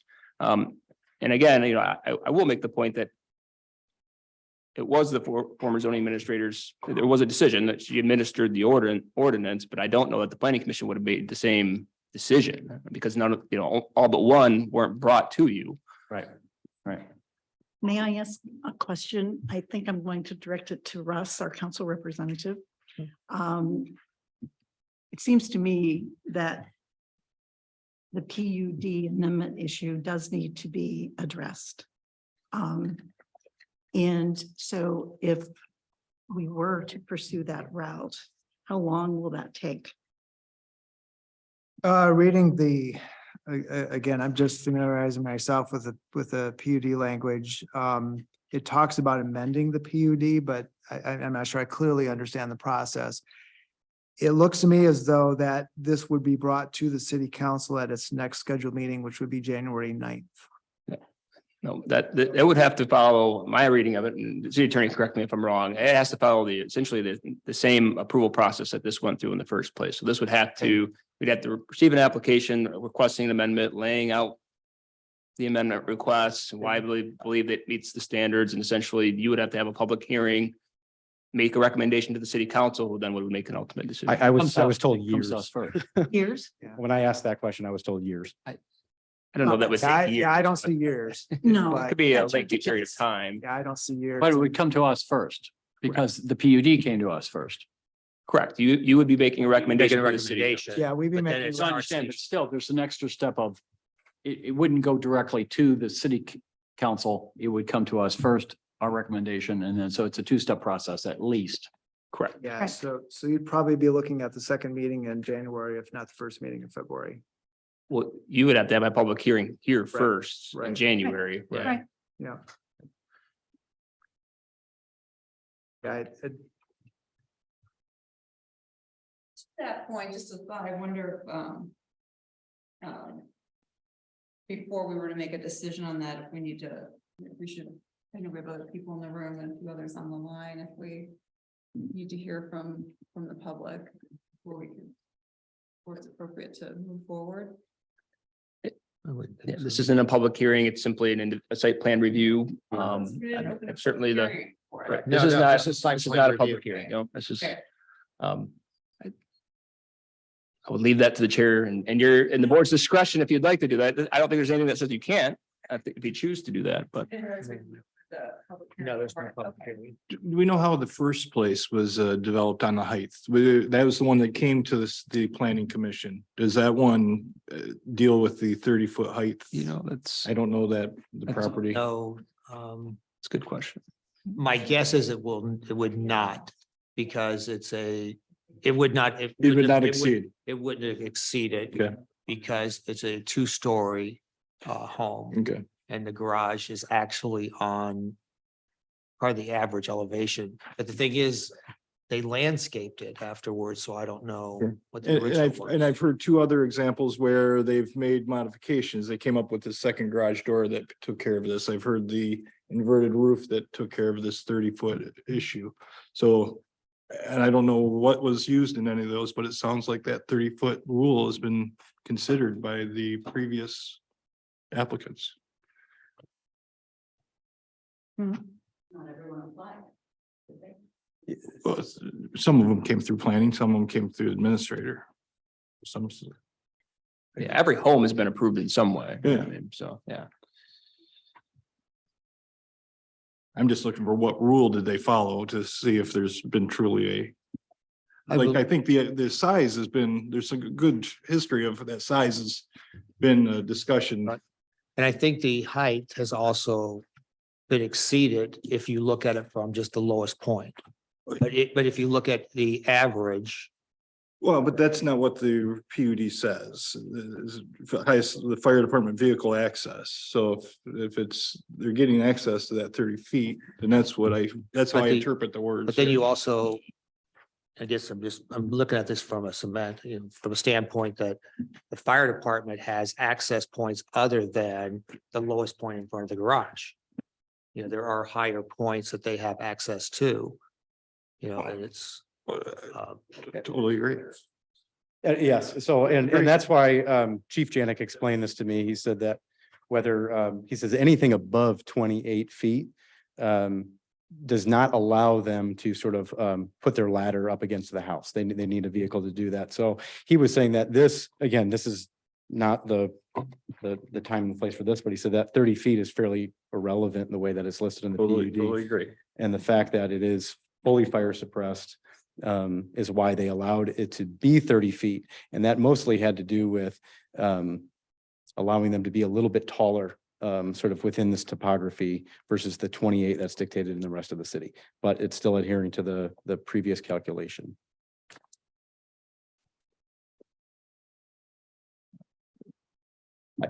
Well, then No, we're using the average grade that goes to the 28 feet, but now we're using the 30 feet though, that's in the PUD, but we're looking at it a little differently.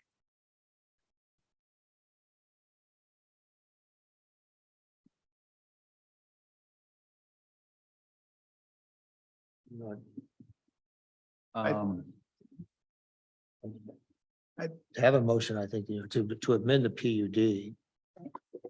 It's a long process. Right. I am not comfortable as a planning commission member bypassing that process. Despite, it's very clear in the material that were prepared by our planning consultant and the zoning administrator is that PUD plan states that quote unquote, no building shall have a building height exceeding 30 feet as measured from the highest level fire department vehicle access and the eve of the pitched roof, close quote. And following through the rest of this, which states that it's a flat roof, which states that flat roof measurements are taken at the top of the parapet walls, quote unquote.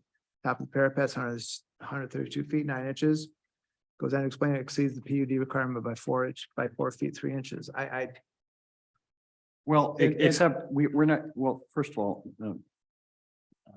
Mr. Gardner, we're not dealing with a pitched roof, are we? No, that's a flat roof. So, I mean, you can read that same provision from the PUD all night long, and so long as we're not dealing with an eve of a pitched roof, So it goes on- how applicable is it? it goes on to say, which states that flat roof measurements are taken at the top of the parapet walls, which it then goes on to explain is that the top of the parapet wall is 132 feet, 9 inches, and that's where the measurement was taken. 4 feet. It's 3 based inches on- above. I'm sorry, I didn't mean to interrupt you. Yeah, I'm so if sorry. you look at page 6, the very last paragraph, actually the 2 under height. To me, it's clear. It's in excess of the PUD requirement for height. And as a planning commissioner, I don't feel I have the authority nor the responsibility to amend the PUD for this exception. That goes through a different process. And I'm very sensitive to the applicant's concerns, very concerned about the architect's work on this as well. At the end of the day, I have to be able to support the zoning and the zoning code planning and everything that's been put into this.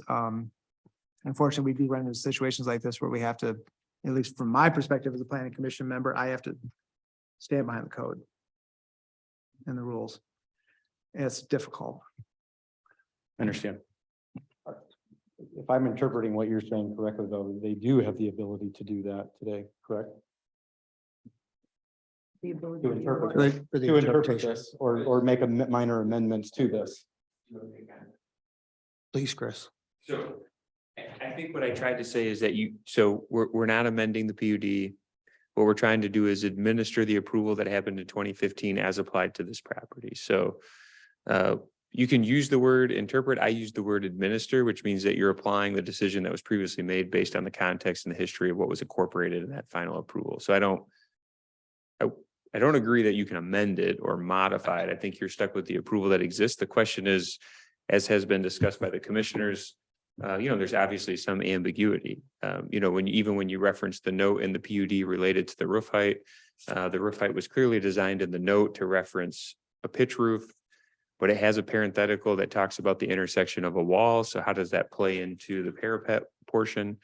That is coming from the 2 sections that are quoted out of the IFC. So if you look at those IFC quoted sections, those sections are what provide the further analysis as to how those calculations are done. So I'm not the fire chief, I don't interpret the standard that's there, but that is, I think, the conversations that you're sort of grappling with now. The really is how do you apply the decision that happened in 2015? You're not amending it or modifying it. And as was discussed regarding the process, it would probably take at least several months to go back and amend the PUD. And it would actually be a really big undertaking for the applicant because the process is everything that occurred before. So we're talking about a complete application. Oh. All with respect to the amendment, even if you looked at just the amendment itself, they'd have to indicate that it satisfied all the PUD standards. that it satisfied the underlying district standards. A PUD itself is actually an ordinance amendment. That's why it goes for a public hearing. That's why it goes to city council. There's a publication process. It has to be effective. All that would have to be done before you could then even look at an administrative approval under it. So And I do think that opening up the discussion for the Dune Grass PUD is, The developer has the right to seek an amendment, not a unit owner and not city council. So the developer. I'm sorry, are we taking public comments? I thought we weren't. Excuse me, sir. I thought we weren't taking public comments. True. Okay. I keep going, well, I should have brought my binder. One of the things I'd like to say is to Mr. Gardner's point about, I fully believe in precedent and I fully believe in upholding the zoning ordinance. But we as a planning commission have as our purpose to promote the welfare of the community in many different aspects. And I wish I had the provisions from our bylaws in front of me. Great, thank you. The purpose of the planning commission is Article 3, to protect and promote the public health, safety and welfare of the city, to promote and implement the policies, objectives and strategies of the Saugatuck Master Plan and ordinances, to prevent land use conflicts, to protect land values, to promote and provide for orderly growth, to promote enforcement of the city ordinances. I think by and large those, thank you, Holly. I think by and large those would be satisfied if this planning commission were to proceed with adopting this site plan as it has been submitted. And with that, Mr. Chair, I would like to make a motion that the planning commission adopt the site plan as submitted by the applicant. do you want to, Is there proposed language for a motion? I didn't see. do you want to have the proposed that they would have to, I think they've already given us the letter from the fire department. With the but three we would want to make conditions. certain that we have the fire department approval as well as the Eagle approval that you discussed. Yes, I would accept that friendly amendment. Just so staff's clear, one more, could you state one more time what? So we now have the proposal by Mr. Give me a second. Jay to approve the site plan for 383 Dune Grass, subject to the conditions that it secure the fire department approval and they secure the Eagle critical dune permitting requirements. And also secure staff approval of the landscaping in accordance with section 154.027 and site restoration per resolution number 15-06110A. Do we have a second on that?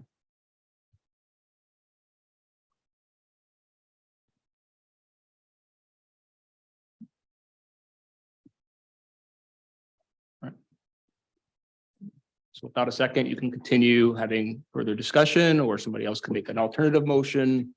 So my biggest thing is that the interpretation, because I've heard how we see the continuous interpretation of these 7 places has been through on the size.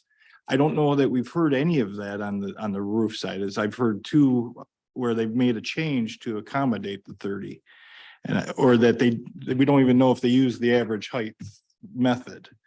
If I can get my head around it if that's what's been used and that's been the interpretation. I get my head around it. I can't with the way it's written. I guess CJ, I'm just trying to like resolve in my mind, but I understand that the 30-foot, but I'm looking at the letter, that came from, the city Saugatuck Fire. It says in the particular case of 383 Dune Grass, as discussed in January and again now, we do not have an issue with the proposed height of 34.3 inches above the driveway, as we have sufficient access for an extension ladder on the other 3 sides of the proposed development due to the topography. So is it fair to assume that 30-foot limit in the PUD is purely for the fire department? Yes, it specifically says that in there. Help me with that. Where's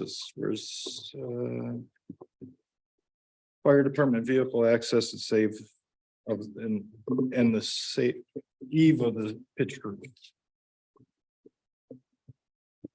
Again, I go back to page 7 of the letter, page 3 of our note from the zoning administrator and the planning consultant. The reference height requirement is a zoning requirement through PUD adoption. That in my mind is that though the fire department may have an opinion on this or be able to ability of public safety and the owner's property, ultimately, this is a height requirements, a zoning requirement through PUD adoption. Am I interpreting that incorrectly? Is that, because what I'm hearing is that there seems to be a thought that the fire department can usurp the zoning requirement. And I don't believe that to be true. I think it's all based on how you would administer, I'm not going to use the word interpret, administer the PUD in the understanding of why the 30-foot was put into the PUD originally would be, it's not, again, it doesn't come down to the height, because depending upon where you build on some of those lots, you can be dramatically higher or lower than any neighbor. So it's like in a lot of zoning areas, you have a height limit so that you're not blocking your neighbor or you're creating shade for your neighbor. In these situations, because the way the topography changes so dramatically, it's the height limit. It really has nothing to do with, does it block a neighbor or has any impingement upon that? It really was, in my interpretation of it, or my way I would see to administer it, was more of the fire protection and the protection of the surrounding woods. Does the PUD also call out for the sprinkler though, too? The fire suppression systems, or is that a secondary? Yeah, I believe that was listed in the PUD resolution. It is. itself. Yeah, it's item G in the resolution. Each principal and accessory structure shall be equipped with a year-round operational sprinkler system approved by the Sagatuck Township Fire District Chief. So it is in the PUD. So I share what's been said, that it's very unfortunate. It sounds like how the PUD has been administered. It sounds like it has not gone as smoothly as we would have hoped. And but unfortunately, this issue is entirely new to me, and I think a lot of us, and I guess I can't and don't feel comfortable that the PUD meant what is required to approve this site plan. So I will go ahead and make a motion that we return the site plan. I don't know if that's the terminology or if it's kind of bypassing it and require a PUD amendment to move forward with it. Yeah, I don't know that you could require an amendment. I certainly, Return the site plan or. you would you would be making a decision We're either going to make a motion to approve it or to. or Not to deny it and indicate what's not met. So there's a clear record of what your concerns were. And certainly, you can make a recommendation to the applicant that they could explore pursuing a PUD amendment process or something along those lines if you chose. But Okay. the question related to I guess the comment that was made, who could be an applicant in that process? There is a definition in the PUD ordinance that kind of says who an applicant can be, and that's something that would have to be explored. So. Okay, well then I will make a motion to deny the site plan on the basis that it does not meet the lot coverage requirements and the height requirements as set forth in the PUD.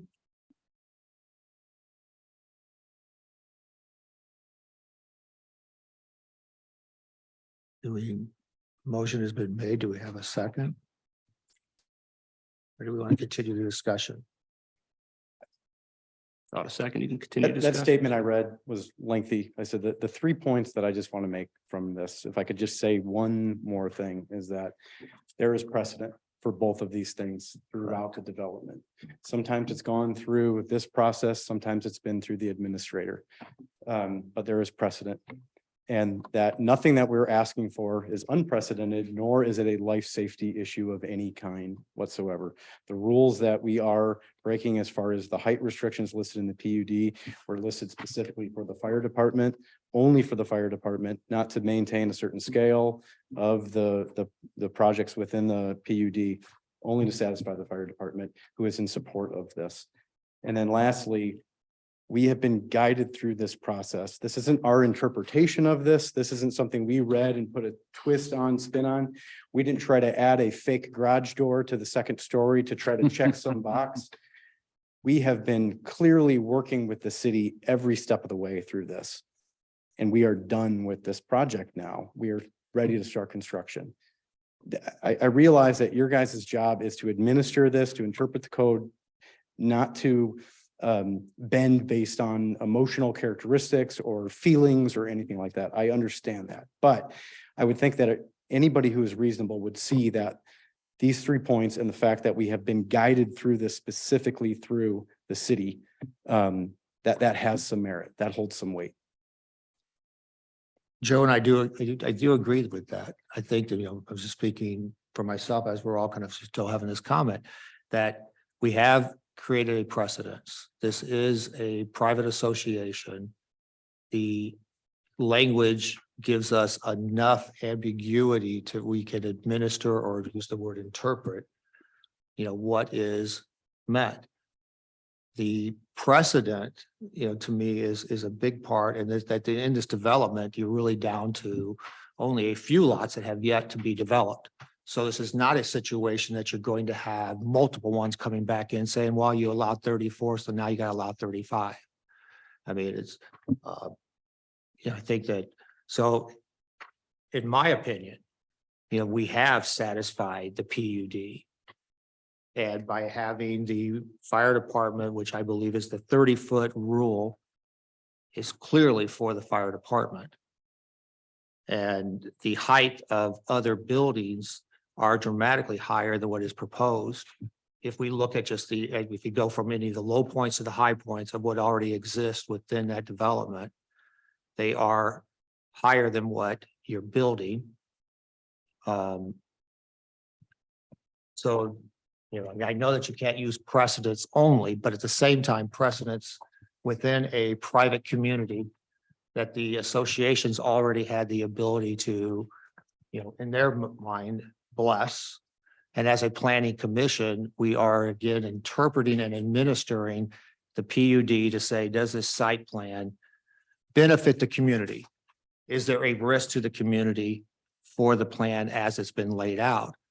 I would say there's no risk to the city of Saugatuck, and I would say that there's no risk to the Dune Grass Association in the areas that we have highlighted based upon the applicant and what the applicant has dealt with the city over the prior 1 or 2 years that they have been working with this. And then in conjunction with what has already been allowed to be built and be approved. So with that, I go back to, the motion that Mr. Lachey, put forth is that I would like to see us move forward with the approval contingent upon those 3 items. I have a question. I know we can't order the developer to clean up their PUD. Is there anything we can do if we were to approve this to state as a commission that we think the PUD should be cleaned up? I mean, I know we couldn't make our approval contingent on that. I wouldn't think we could, but somehow to officially say this PUD is a mess for how it's being administered. I think we can make the approval and in our notes, highlight the areas that we have made the administrative review of flat roof versus pitch roof, average grade versus lowest grade, so that it would be clear for any future one that would come before us, what you utilized in determining the interpretation or the administration of lot coverage and height. Yeah, I share Russ's concern, of our, we've got to follow the ordinances. But if there were, it's an interesting discussion if we could put some pressure to get it so that we didn't come, because this is not, from my perspective, a good way for us to be, well, you know, if we do this, and it just doesn't feel like that's a fair process. I agree. I'd like to ask Chris a question. You talked about the 2015 decision that was it the planning commission made or the council?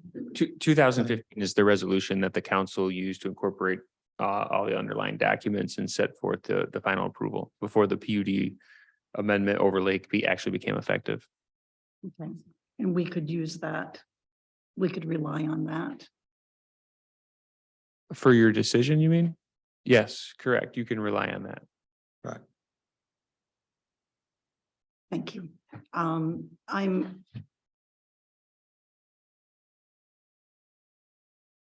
This is really, really tough because I believe that our job is to enforce ordinances. That's what I believe our job is, and as humanely and as fairly a way as possible. And if we don't like the ordinance and we think it's wrong, we should work to change that ordinance. But in a situation like this, obviously, we're extremely limited in what we can do. And, you know, there's precedent in terms of decisions that have been made in the past. The only way I think I can justify supporting this and going forward is not asking you for anything else, but I think we have to ask this of ourselves. We have to get our act together in terms of how this process is managed. So, and I'll stop there in saying that, but I mean, for me to support this for me to support this tonight and for me to feel comfortable in going forward, we basically need agreement, understanding, process in terms of how we manage these requests or these applications. And it needs to be consistent, whether the decisions are made by the fire department, whether the decisions are made internally by Ryan and his staff or by us. We all need to be consistent in terms of how we we don't like the ordinance, change the ordinance. Right. And I think, and I do agree with you there, Bobby, and I think one of the things that makes it so unique is the normal home, the home to be built does not come in front of the planning commission. The only reason that this site plan or this site plan is even required for this individual home is because it's part of the PUD. Normally it would just be. Oh, I know that. Yeah. I know that. But it is what it is. And and here we are. And we're being asked to make this decision. Right. And what we can't look at is we can't look at 2015 when they approved a home shortly after the PUD was established, as to what criteria they used for what it met or didn't meet, in the PUD. We've only been able to identify, okay, well, it didn't meet lot coverage. Right. We don't know. Truthfully, I haven't, it's been a while since I was in that home. I don't remember a sprinkler system being in the original one.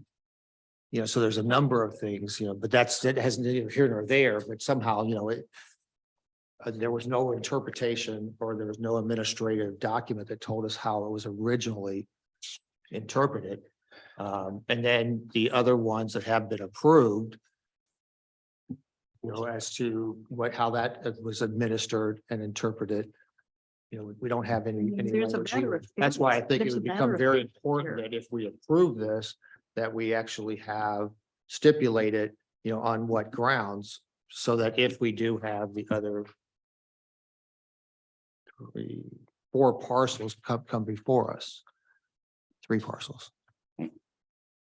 7, I thought was the count that I put down. There's 7 remaining. Yeah, I think They were that's on it. also- Okay. Well, at any rate, whatever we do, we need to be consistent going forward. Our our ordinances need to be either, I mean, we either need to enforce them or change them. I mean, obviously, times change, requirements change. But considering the history, and I'm relying on Chris and Ryan in terms of, because it says here in black and white, a PUD amendment would be necessary to exceed the current limitation. And I'm assuming you wrote that. Our planning consultant wrote it, but I concur with that. Right. Yes. And, but I'm also relying on you to, in your suggestion that if we wanted to rely on the 2015 resolution, we could to approve this? Or not? Well, let me just explain. This kind of goes back to what you've already been sort of hashing back and forth, but the 2015 resolution incorporates the application documents, the items I pointed out related to lot coverage. So just like the conversation related to, you know, when you're talking about the note that's in the PUD site plan, that's kind of the most on point explicit reference that's being applied related to the height issue that I think you're talking about. Right. So your question is really, you need to look at that note, decide how that applies to this specific project.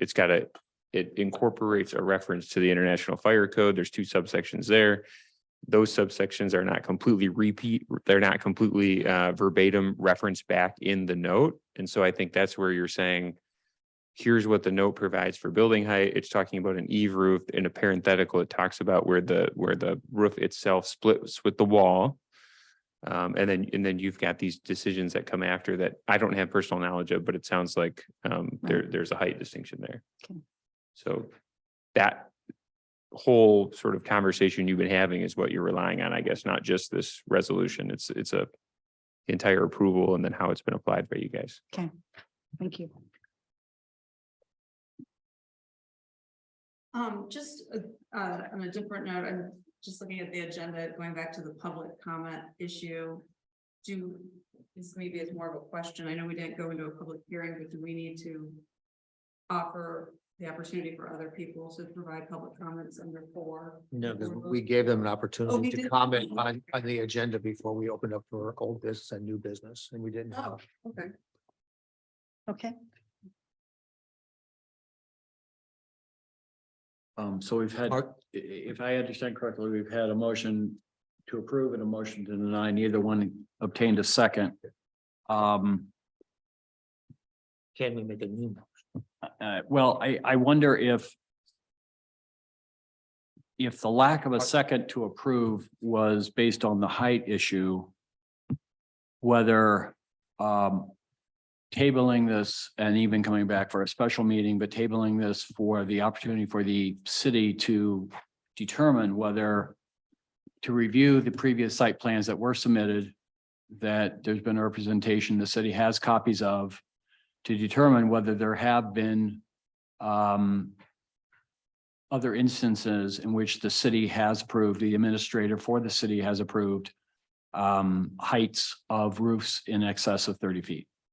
Is that something you can do for us with further time, or is that not? I want your honesty. I mean, I don't know if they're in bankers boxes that are, off-site and probably moldy and whatever, or they're just downstairs or on the computer, or I have no idea. And maybe you don't have any idea. But is that if we were to table it to get more information in that regard, is that something you could provide us, or you honestly don't think so? Yeah, no, I think these are all recent enough to where we should have the plans or the ability to obtain the plans to analyze height further, if that's a piece of information that the planning commission desires to have in making a decision of whether or not, the standard would be met. In this particular case, Because I'll be honest with you, if every single site plan that has been submitted is 30 feet, that may change my vote. right. But if every single one or 6 out of 7 exceed it, that weighs on my decision also. yeah, there'll be some, obviously, we'll have to look at each one of those to determine, would be evaluating, okay, what's in our opinion, at least the highest fire department vehicle location that on that particular site, and then go up from there. isn't that just a matter of looking at the diagram and saying, okay, here's the driveway and, or here's a sidewalk, or here's a patio, or? Yeah, potentially. There's another applicant that's working on plans right now that has a little bit of a different location than just a driveway, that they've brought forward that our fire department has looked at, that. I understand we've a fire looked at truck can too, drive so. up a really wide sidewalk as easily as it can drive up a driveway. I understand, but I don't know. Seems like it could. Potentially, so. I agree where Commissioner Lachey is going with this. I'm very reluctant to make a decision on something that may hinder us going forward. Yeah. It's in violation of the spirit of the ordinance too, which I'm glad that Mr. Lachey read that, because I've been looking back at that too, is exactly why is this here? And it may seem to be a very arcane issue to most folks, but this is the kind of thing that we have to work on. And I'm not saying I draw a line in the sand on this, but it's been clear from the information given is that this is in excess, and the architect agrees that it does exceed by 4 feet. There's not a discussion about the excess amount. It's just how do I as a planning commissioner feel comfortable saying we can accept that and it doesn't require a PUD amendment, and be able to move this forward so the owners of the property can develop this. I mean, that's ultimately, I support the development, but I want to stay within the rules as well. And I go back to the note again on 6, it says that the PUD, the approved PUD, 30 feet is the maximum height. And there's a way to go about that, because this is a flat roof proposal. They had to go with the IFC to be able to determine what that measurement is going to be. But I also go back to the original resolution that we keep referring to. And just for future reference for us and for the city staff, is that item C under 1C. Individual site plans for each principal and accessory structure remain subject to review and approval by the zoning administrator and planning commission, not or, and. So we have to take responsibility for that. There are site plans that did not come here, and that resolution requires that they come to the zoning administrator and the planning commission. So that's a standard I'm going to see I'm going to expect going forward. That doesn't correct the past, but then. Right. Can you see the average grade discussion and the fact that it falls below the 30 feet? If you're factoring in the average grade versus the low point where measurement is the 34? I'm not enough of a architect or to understand that, to say yes or no. Again, I go to what was in the zoning compliance review, which was provided, and the architect agrees that it's 4 feet 3 inches above. I will say though, based on there's multiple interpretations of a flat roof of the height, and in different jurisdictions that I've worked in, that interpretation has been read different ways, whether it's the top of the parapet wall or the top of structure. The way that the code is currently written for an eaved roof or a gabled roof or a sloped shed roof, where the wall meets the roof, is substantially lower on our house than at the top of the parapet. So if it was interpreted that way, if you were to look at it through that lens and use the language consistent with an eaved roof, I don't have that number in front of me right now, but it's substantially lower because you have the height of the parapet wall, the entire height of the roof decking, the roof structure, and then where the top plate would occur is where that line of where the roof and wall meet. So again, I don't have that number in front of me right now, but it's substantially lower than 34.3. So if that matters at all. The other thing that I will say is, it's easy to say that there's precedent for the diagram that I provided shows clear precedent for the max lot coverage issue. Exactly. The bigger question right now is how many homes have broken those rules as far as the building height or found creative, non-compliant ways to sort of skirt around that in any kind of way, whether that's going to be interpreted or not. I will say that I know you guys aren't taking public comment. The builder that we are using for this particular project has built other homes in Dunegrass and has let me know that another house that he has worked on exceeds that for where the fire department's access is to where the top of the roof is exceeds that. Again, that's his word. He doesn't have the documentation in front of him, but it's something. Well, I think we have a suggestion pending that we table this. Is that correct? It was a suggestion. We Yes. do not have a motion. And To table, does it need to be a motion? I'm sorry, I don't know. Yes. Yes, it we would does. have to motion for a table, or we could motion for And approval. And for the applicants, you know, peace of mind, Brian, do you have a sense, I mean, do we have a sense of the timing of this? Because again, I think we all feel for the applicant and for you. I mean, you're like in a really, I totally understand and feel your hurt and pain and frustration. Thank you. Can I say one more? Can I say one thing that wasn't? It's not something that you typically share. But I do want you to realize that my husband and I invested $100,000 in this right now. It was every bit of our savings. We, because of the approval and the green lights that we've received from the city of Chicago, in good faith. City of Saugatuck, sorry. We're very similar. It is, Yes, I know. Yeah. Sorry, it's late night here. it is, no Uh, problem. We've landed a mortgage now that we have X amount of time to pay back. And for us to now also go back to the bank and say, well, wait, we've been completely stopped. Because the information that we received in good faith from the city is now being pulled out from underneath us. I mean, you can all understand that we're in an economic time where if you're asking me to go back and again, invest in something, in all honesty, we went down a path the best way we could to do this correctly. And that's, You're now putting me in a situation financially where it could be additionally hundreds of thousands of dollars, which puts me out. It puts us out. And that's I know it's a heavy decision for you, but as the zoning board, I loved what you said about what you're to do. You're to help support the health and the security of the community. I don't think we as a family are trying to disrupt that. We're trying to be a part of the community. We'd like to enjoy our grandkids up here. The house is a small house compared to what's been built in Dune Grass. I'm just really sorry that you have such nebulous rules written, but to put that on my back or our back right now seems really a little unfair when we are almost 95% down the road here.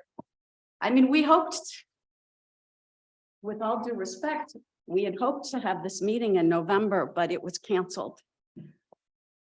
And again, we're coming up to the end of the year and now I'm terrified to even consider putting in a foundation in temperatures below 20 degrees. I don't know what that will do to the concrete, which means I'm now pushing out again. It's just, I hope just a bit of empathy here as to the circumstance you're putting us in as a family that's just trying to abide. So thanks for the consideration. thank you. Thank you. I will say on that point, if I may, Mr. Chair, real quick, I went to the property today and I honestly was surprised that it is staked out where the house is.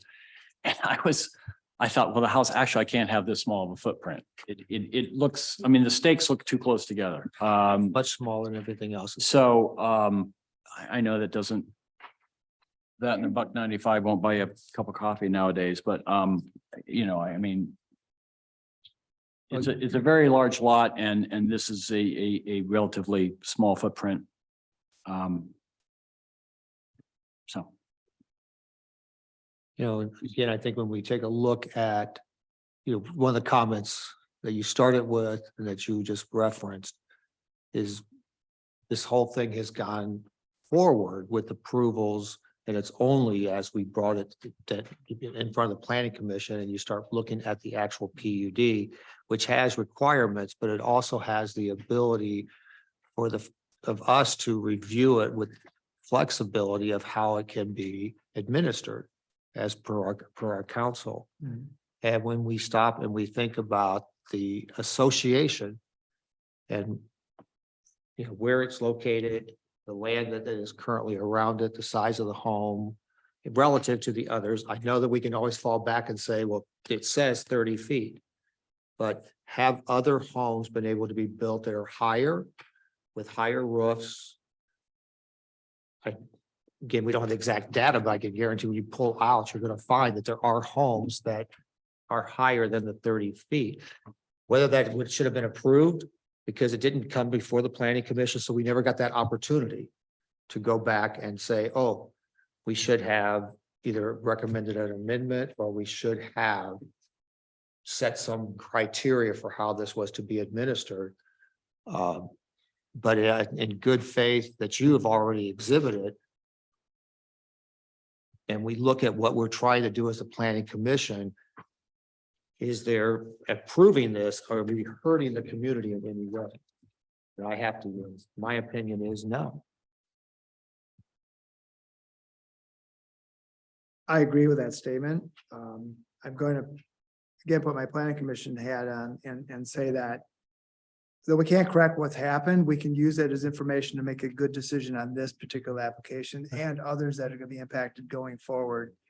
I think a tabling motion along with specific requirements back to the zoning administrator for information to bring back to the planning commission, so I can feel comfortable as a planning commissioner that I'm going to make a decision that for a proposal that is out of compliance, but yet takes in consideration some of the past behaviors and some of the past actions to make this a good decision and then go forward, we do differently.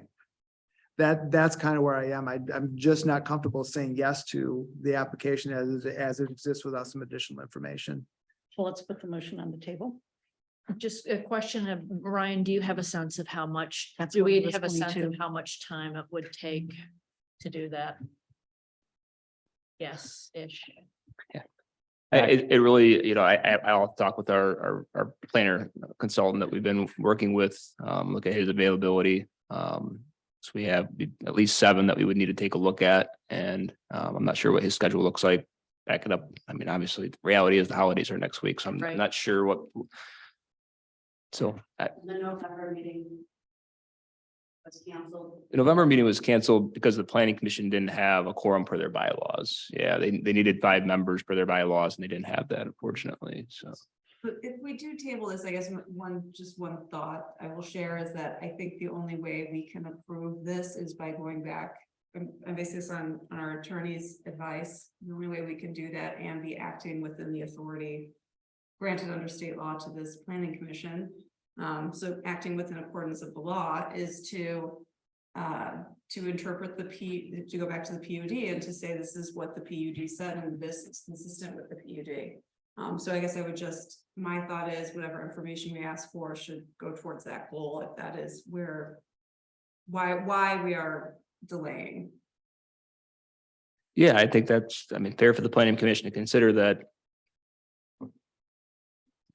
Hypothetically, even if all of them exceeded 30 foot, would you evaluate the standard differently? Would it change your mind? Maybe perhaps it would. Or do you believe that the standard is explicit and that it should be applied in a certain way? And, each property and situation is a little unique. And I think that's part of probably why some of these were the intent with this PUD process was to bring these before the planning commission to make these individual site plan decisions to look at these types of factors. Because it's not cut and right. Can I ask Chris a question? Chris, you have, in your comments earlier, you have, at least if I understood it, you said we do have the ability to give an approval based upon our administrative, not interpretation, but our administration of the PUD. Yeah, I think, so if you're looking at direction and, what specifically that you're looking for, so it sounds like, the lot coverage issue you've discussed, it's really the height issue. The note in the site plan, I think, is at least you actually have a note, you have a standard that's set forth in approval. The lot coverage issue is not as explicit because nobody referenced it. So we're looking at the items we talked about before. So on the height issue, you're looking at that note. And so, if you're tabling it, you're looking for documentation that is going to indicate there's some administration or application by the city in the prior precedent that would indicate, if you look at that IFC section as to where I think the roof line intersects the wall, that the sort of grade for access for the fire department still satisfies the 30 feet for this applicant. So I don't think maybe prior precedent alone of higher structures is not sufficient. I think it's prior precedent. Of using the average grade is all I would need, is if the precedent that used the average grade, and that's what was used in the note of the 30 feet is purely a fire department thing. That's the precedent, the average grade, I'm comfortable. Mr. Chair, I'll make a motion to table the current consideration of the submitted site plan and return it to the city zoning administrator for determination of whether the previously approved site plans in this PUD did use average grade as in our zoning ordinance as the determinant of a compliant height for a residence in this PUD. Sorry, it's getting a little late for me as well. Mr. Lachey, you've been very helpful throughout this whole process. I will say that the recommendation that you made early on to me about making sure that I sort of keep track of these things through emails, that particular diagram is in conjunction with an email from the former administrator, which I do have with me today, stating that this is what has been used historically in the PUD. I'm happy to share that with you. I pulled just the diagram. Her language at the bottom there references a portion of the email. That was an attachment. But it was specifically communicated to me that this is what has been historically used through her review process. Well, I won't get into whether I personally can rely upon a former employee's representation in any regard. Okay. Understood. I would feel more comfortable if we actually went through those site plans, which I have been represented to me that we do have copies of, and a actual empirical analysis is done and said, yes, this was 40 feet. Yes, this is 36 feet. Yes, this is 32 feet. Yes. Or no. I think that is we have to have a hat that we can say, okay, we can substantiate this with some facts. Precedent, So, with factual precedent. right. So that's my motion. I don't know if there's a second. Second, I would like to ask a question regarding the motion. Can we include timing in terms of the motion? Timing is of the essence here. It is of the essence. That's fine. In terms of both getting the information as well as calling a meeting and therefore noticing the meeting. Mhm. So should that be part of the motion? I don't know how we put that into the motion, but I think we all agree that timing is of the essence. I agree with Commissioner Gaughan's comment, and I think that we rely on the city staff to respond and communicate with the chair and say, we got the information and recommend a special meeting. Yep, If- this month. Yeah, Yeah. Sarah, how long for the special meeting, we have to give notice? How many 7 days. I think it's 7. Yeah. I think any meeting is 7 days, I believe, according to our bylaws. which I we've think had. your bylaws state less, and it also talks about a continuation of like a review of a plan that allows you to have something sooner. So Say what again? I'm sorry. That's what I was thinking, that because if you're talking about it being a continuation, the special meeting is to continue the discussion. Does that require the 7 days or can that be less? yeah, let me just pull up your bylaws real quick for special meetings. So special meetings may be called by the chair. It shall be the duty of the chair to call a special meeting when requested to do so by a majority of the commission members. 5 days. Office staff shall notify all members of the commission in writing not less than 5 days in advance of a special meeting, unless said meeting is to continue a deliberation regarding an issue raised at a meeting within the last 48 hours. So basically, you could call a meeting tomorrow if you wanted to, but realistically, we're We're not gonna have it by that tomorrow. information. 48 hours. It's 48 hours at Saturday, so that's not gonna happen. I'm comfortable relying on the city staff and their capabilities to get the information and then communicating with the chair and then Correct, that was, Yeah, staff would be looking for, reaching out to planning commissioners to find out when at least 5 of you would be available. Once, we have a good idea of when that information would be ready to go. So I don't know what everybody's schedule looks like, if you coming up, but- had, assuming that we were able to find the site plans. Mhm.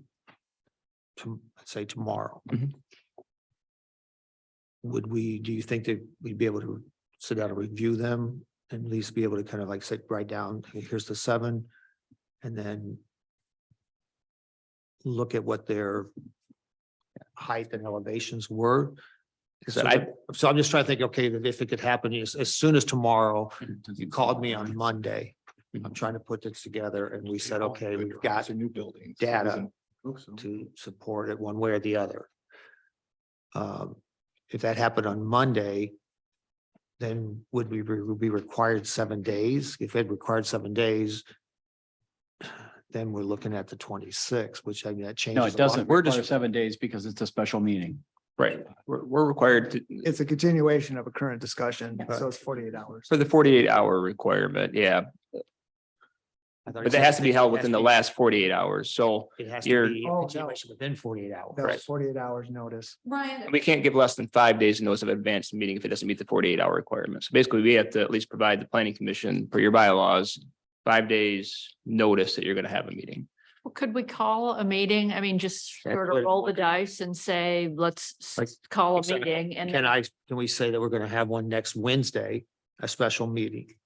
And then if we don't have the Like, if data, we've got the data, and if not, we can cancel. cancel the meeting or just not have 5 people show up and then it's canceled by not having. You certainly could do that. I think it'd be probably incumbent upon you to ask all of your colleagues now who's available, considering just that. asking. So Wednesday works.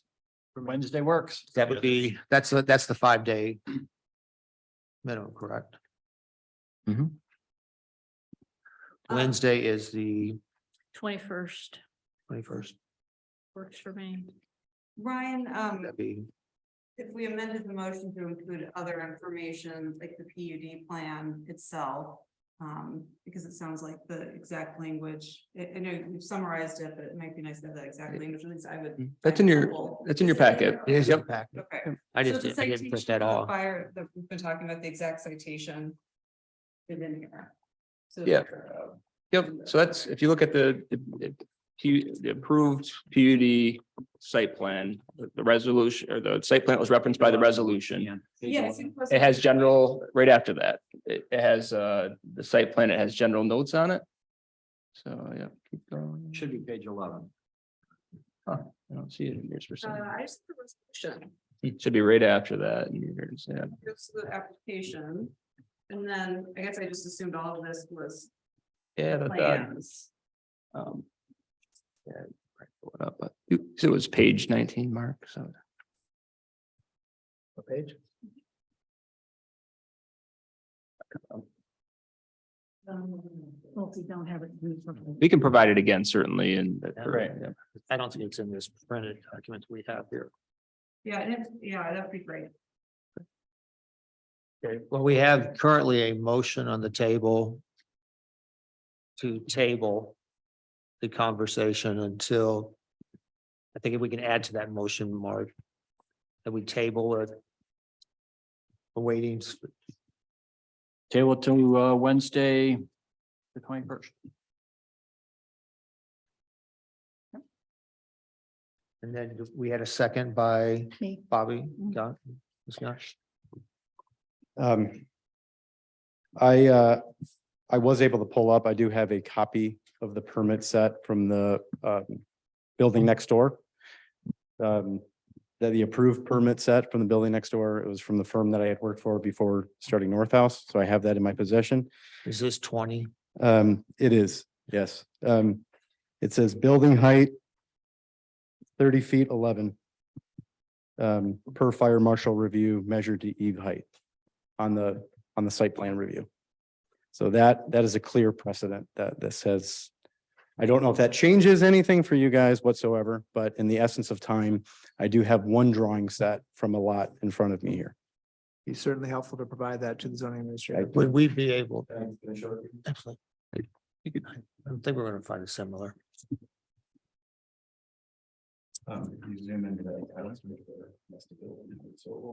Yeah. Right there, 30.11. Yeah, so that was. Maybe. Yes. Because I know there's 30. And what I don't know on this one is, because they're similar. They've got varying grades going around that side of their home. So it's like, did they use average or did they use low? Because it goes back to what CJ was saying earlier. So I think if we can try to, knowing that basically you can kind of tell that we want to try to find a way that we can move this forward and get the approval, but have a precedent that we can rely on for the next time that the next 2 or 3 homes come before us underneath this PUD. And so if you can bear with us for a 5-day delay to where at least we can take this one and compare it to the, at least if we can find all 7, great, but if we can find a couple of them that we can look at, we can try to determine, was it from the high point, the average grade, that I think is hopefully we can get the other council or the committee members comfortable. We should be able to bring this forward and have a relatively, I would assume, quick decision at next Wednesday's meeting.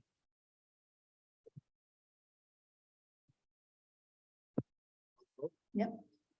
So with that, so you have the motion for tabling this to a special meeting is called for next Wednesday, December 21st. Directing the city, I'm sorry, directing the zoning administrator and the city to compile information on heights of the other. I don't know, that doesn't really have to be in the motion though. I'm sorry. We don't have to put that in the motion. The motion is to table until our special meeting and then we kind of know what we have to have for the special meeting. Oh, okay. I believe, I don't think you put that in the motion. Okay, I'm I not. think the chair. it's cleaner if you're saying you're doing it for a particular reason and showing why you're not making a decision tonight. I mean, I don't think there's anything wrong with including that. Like as we gather more information in order to better analyze the PUD. Better administer the PUD or something along those lines. Yeah, Information that- PUD Yeah. administration. Application, maybe. Yeah. That's Mark's language. He's the motion maker, so. I accept any and all of those friendly amendments. We just need to know what And Bobby agrees with the seconder. All right, I think we understand. At the time on the 21st, and other, we want to still say 7. Would you say 6 a.m.? Good people. Or 7 PM for is there? the, Okay. 7's okay. So we have the motion in front. It's been seconded. All those in favor? yes. Yes. Aye. Yes. Aye. Opposed?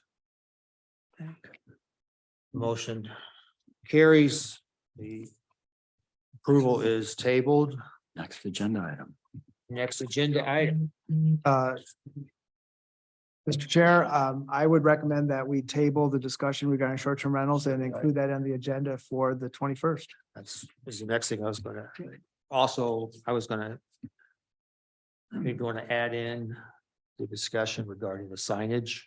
Yes, That's yeah, something. yeah. Thank you for the reminder. Yeah, if other commissioners are open to that, we can.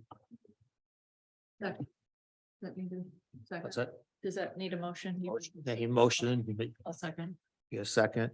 All those in favor of moving agenda item B underneath new business, public hearing signage, and C, the new business of short-term rental discussion for tentative scheduling, calendar planning, and objectives to our special meeting on Wednesday, December 21st.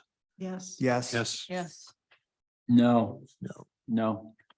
Why don't we just do it in our next regular meeting? Why don't we just make our special meeting about this? Is why I'm voting no. I think your motion. There was passes. no discussion on this motion, so it's kind of a little bit late.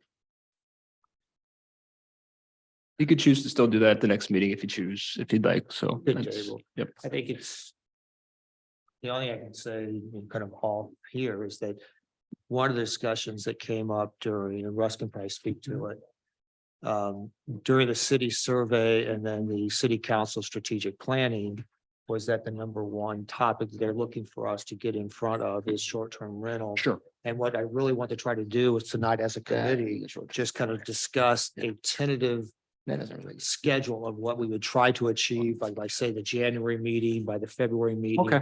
And at what point, so I have kind of some ideas that we'd at least like to propose to the committee. And I would, because of time being of the essence, if we can do this at next week's Okay. meeting, it would still allow us to kind of say, hey, we want to have this done by January's planning meeting. So that's at least kind of keep that in mind as to what I'm hoping to accomplish. Sounds good. Given that, we'll move forward to communications. The communications were part of the kit. It's the zoning administrative case reports, and then there is an email that will kind of relate to some of the topics that we would have at the special meeting that came from Craig Baldwin in regards to his research on short-term rentals. Any report from the officers of the committee? So. Assuming if we have anything to say, we'll say it next week. Move from that one. Will open it up for public comment. Once again, this can be on any topic. Anybody who would like to address us has 3 minutes to do so. And again, this can be any topic outside of the agenda. Gary Medler. I live at 461 Vine Street. My property abuts the conservation easement to Dunegrass. And I was a lead plaintiff in a lot of stakeholders that sued over the development of Dunegrass. And the special land use resolution and the PUD resolution, I was involved in the negotiations and I attended every meeting. The reasons the houses are required to come to planning commission is because this special piece of property is in protected critical dunes. And the public and the stakeholders believe that it was critical that the planning commission and many eyes review this, and the public had an opportunity to prevent the destruction of the trees and through the restrictions we negotiated to limit the development. The 5% lot coverage is in the CRC district zoning district. That's always been the lot coverage restriction. There's no leeway to include common limited elements.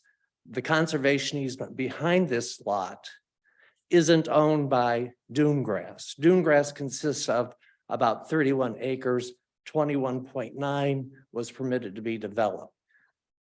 The conservation easement is separate because Mr. Hewley gets his tax benefit from that. So that's never a common element. The only common elements in that development are the tennis courts, the sewage drain fields, which is in front of this property, and the stairwell going down to the beach. So that's some of the history. But there was, if you look at the PUD, it makes reference to the representations made at the June 15 meeting. And I suggest somebody pull the tape, because all of us in settling the litigation with the city and Mr. Hewley, we were guaranteed strict enforcement with the terms and conditions of the special land use and the PUD. The PUD didn't destroy the special land use resolution. It still exists. They are both recorded against the properties.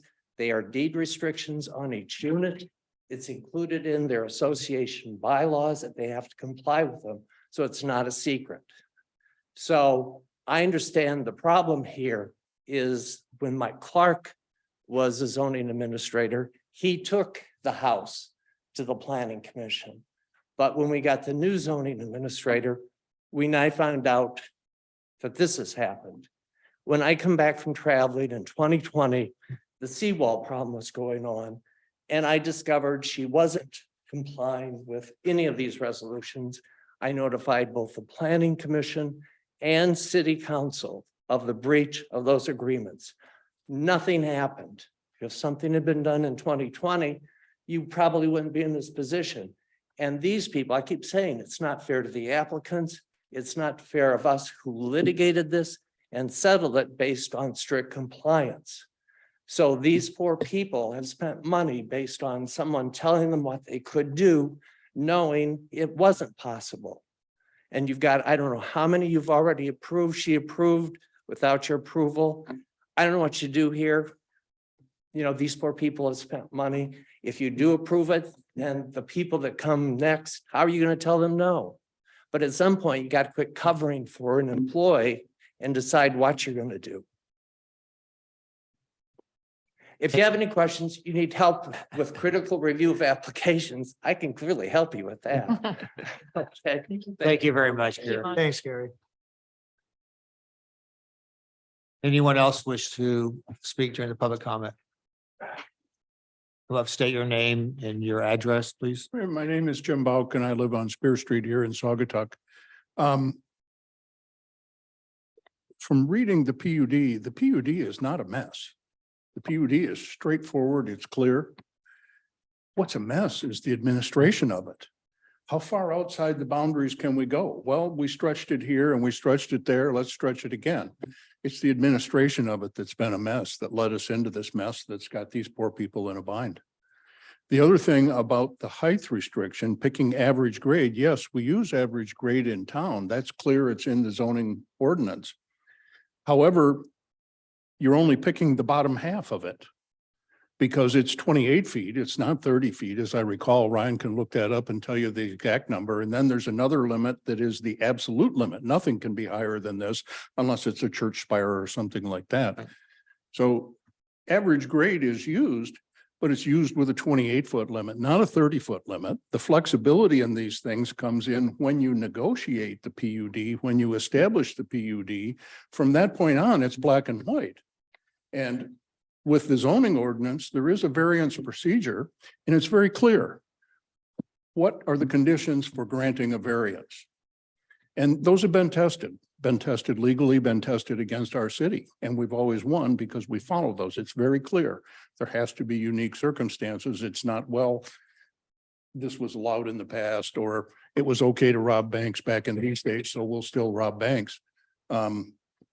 There is no criteria that I can see for the planning commission to grant a variance from the PUD. The PUD was established and the negotiations were done. So what is the variance procedure? I don't see one. The PUD is clear. These are the limits. So I would like to see what is the variance procedure that allows us to go outside of the PUD?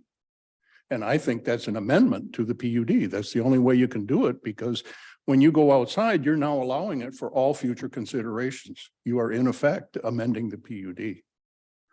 So I can't see that there's anything unique here. It's just poor administration leading up to this point.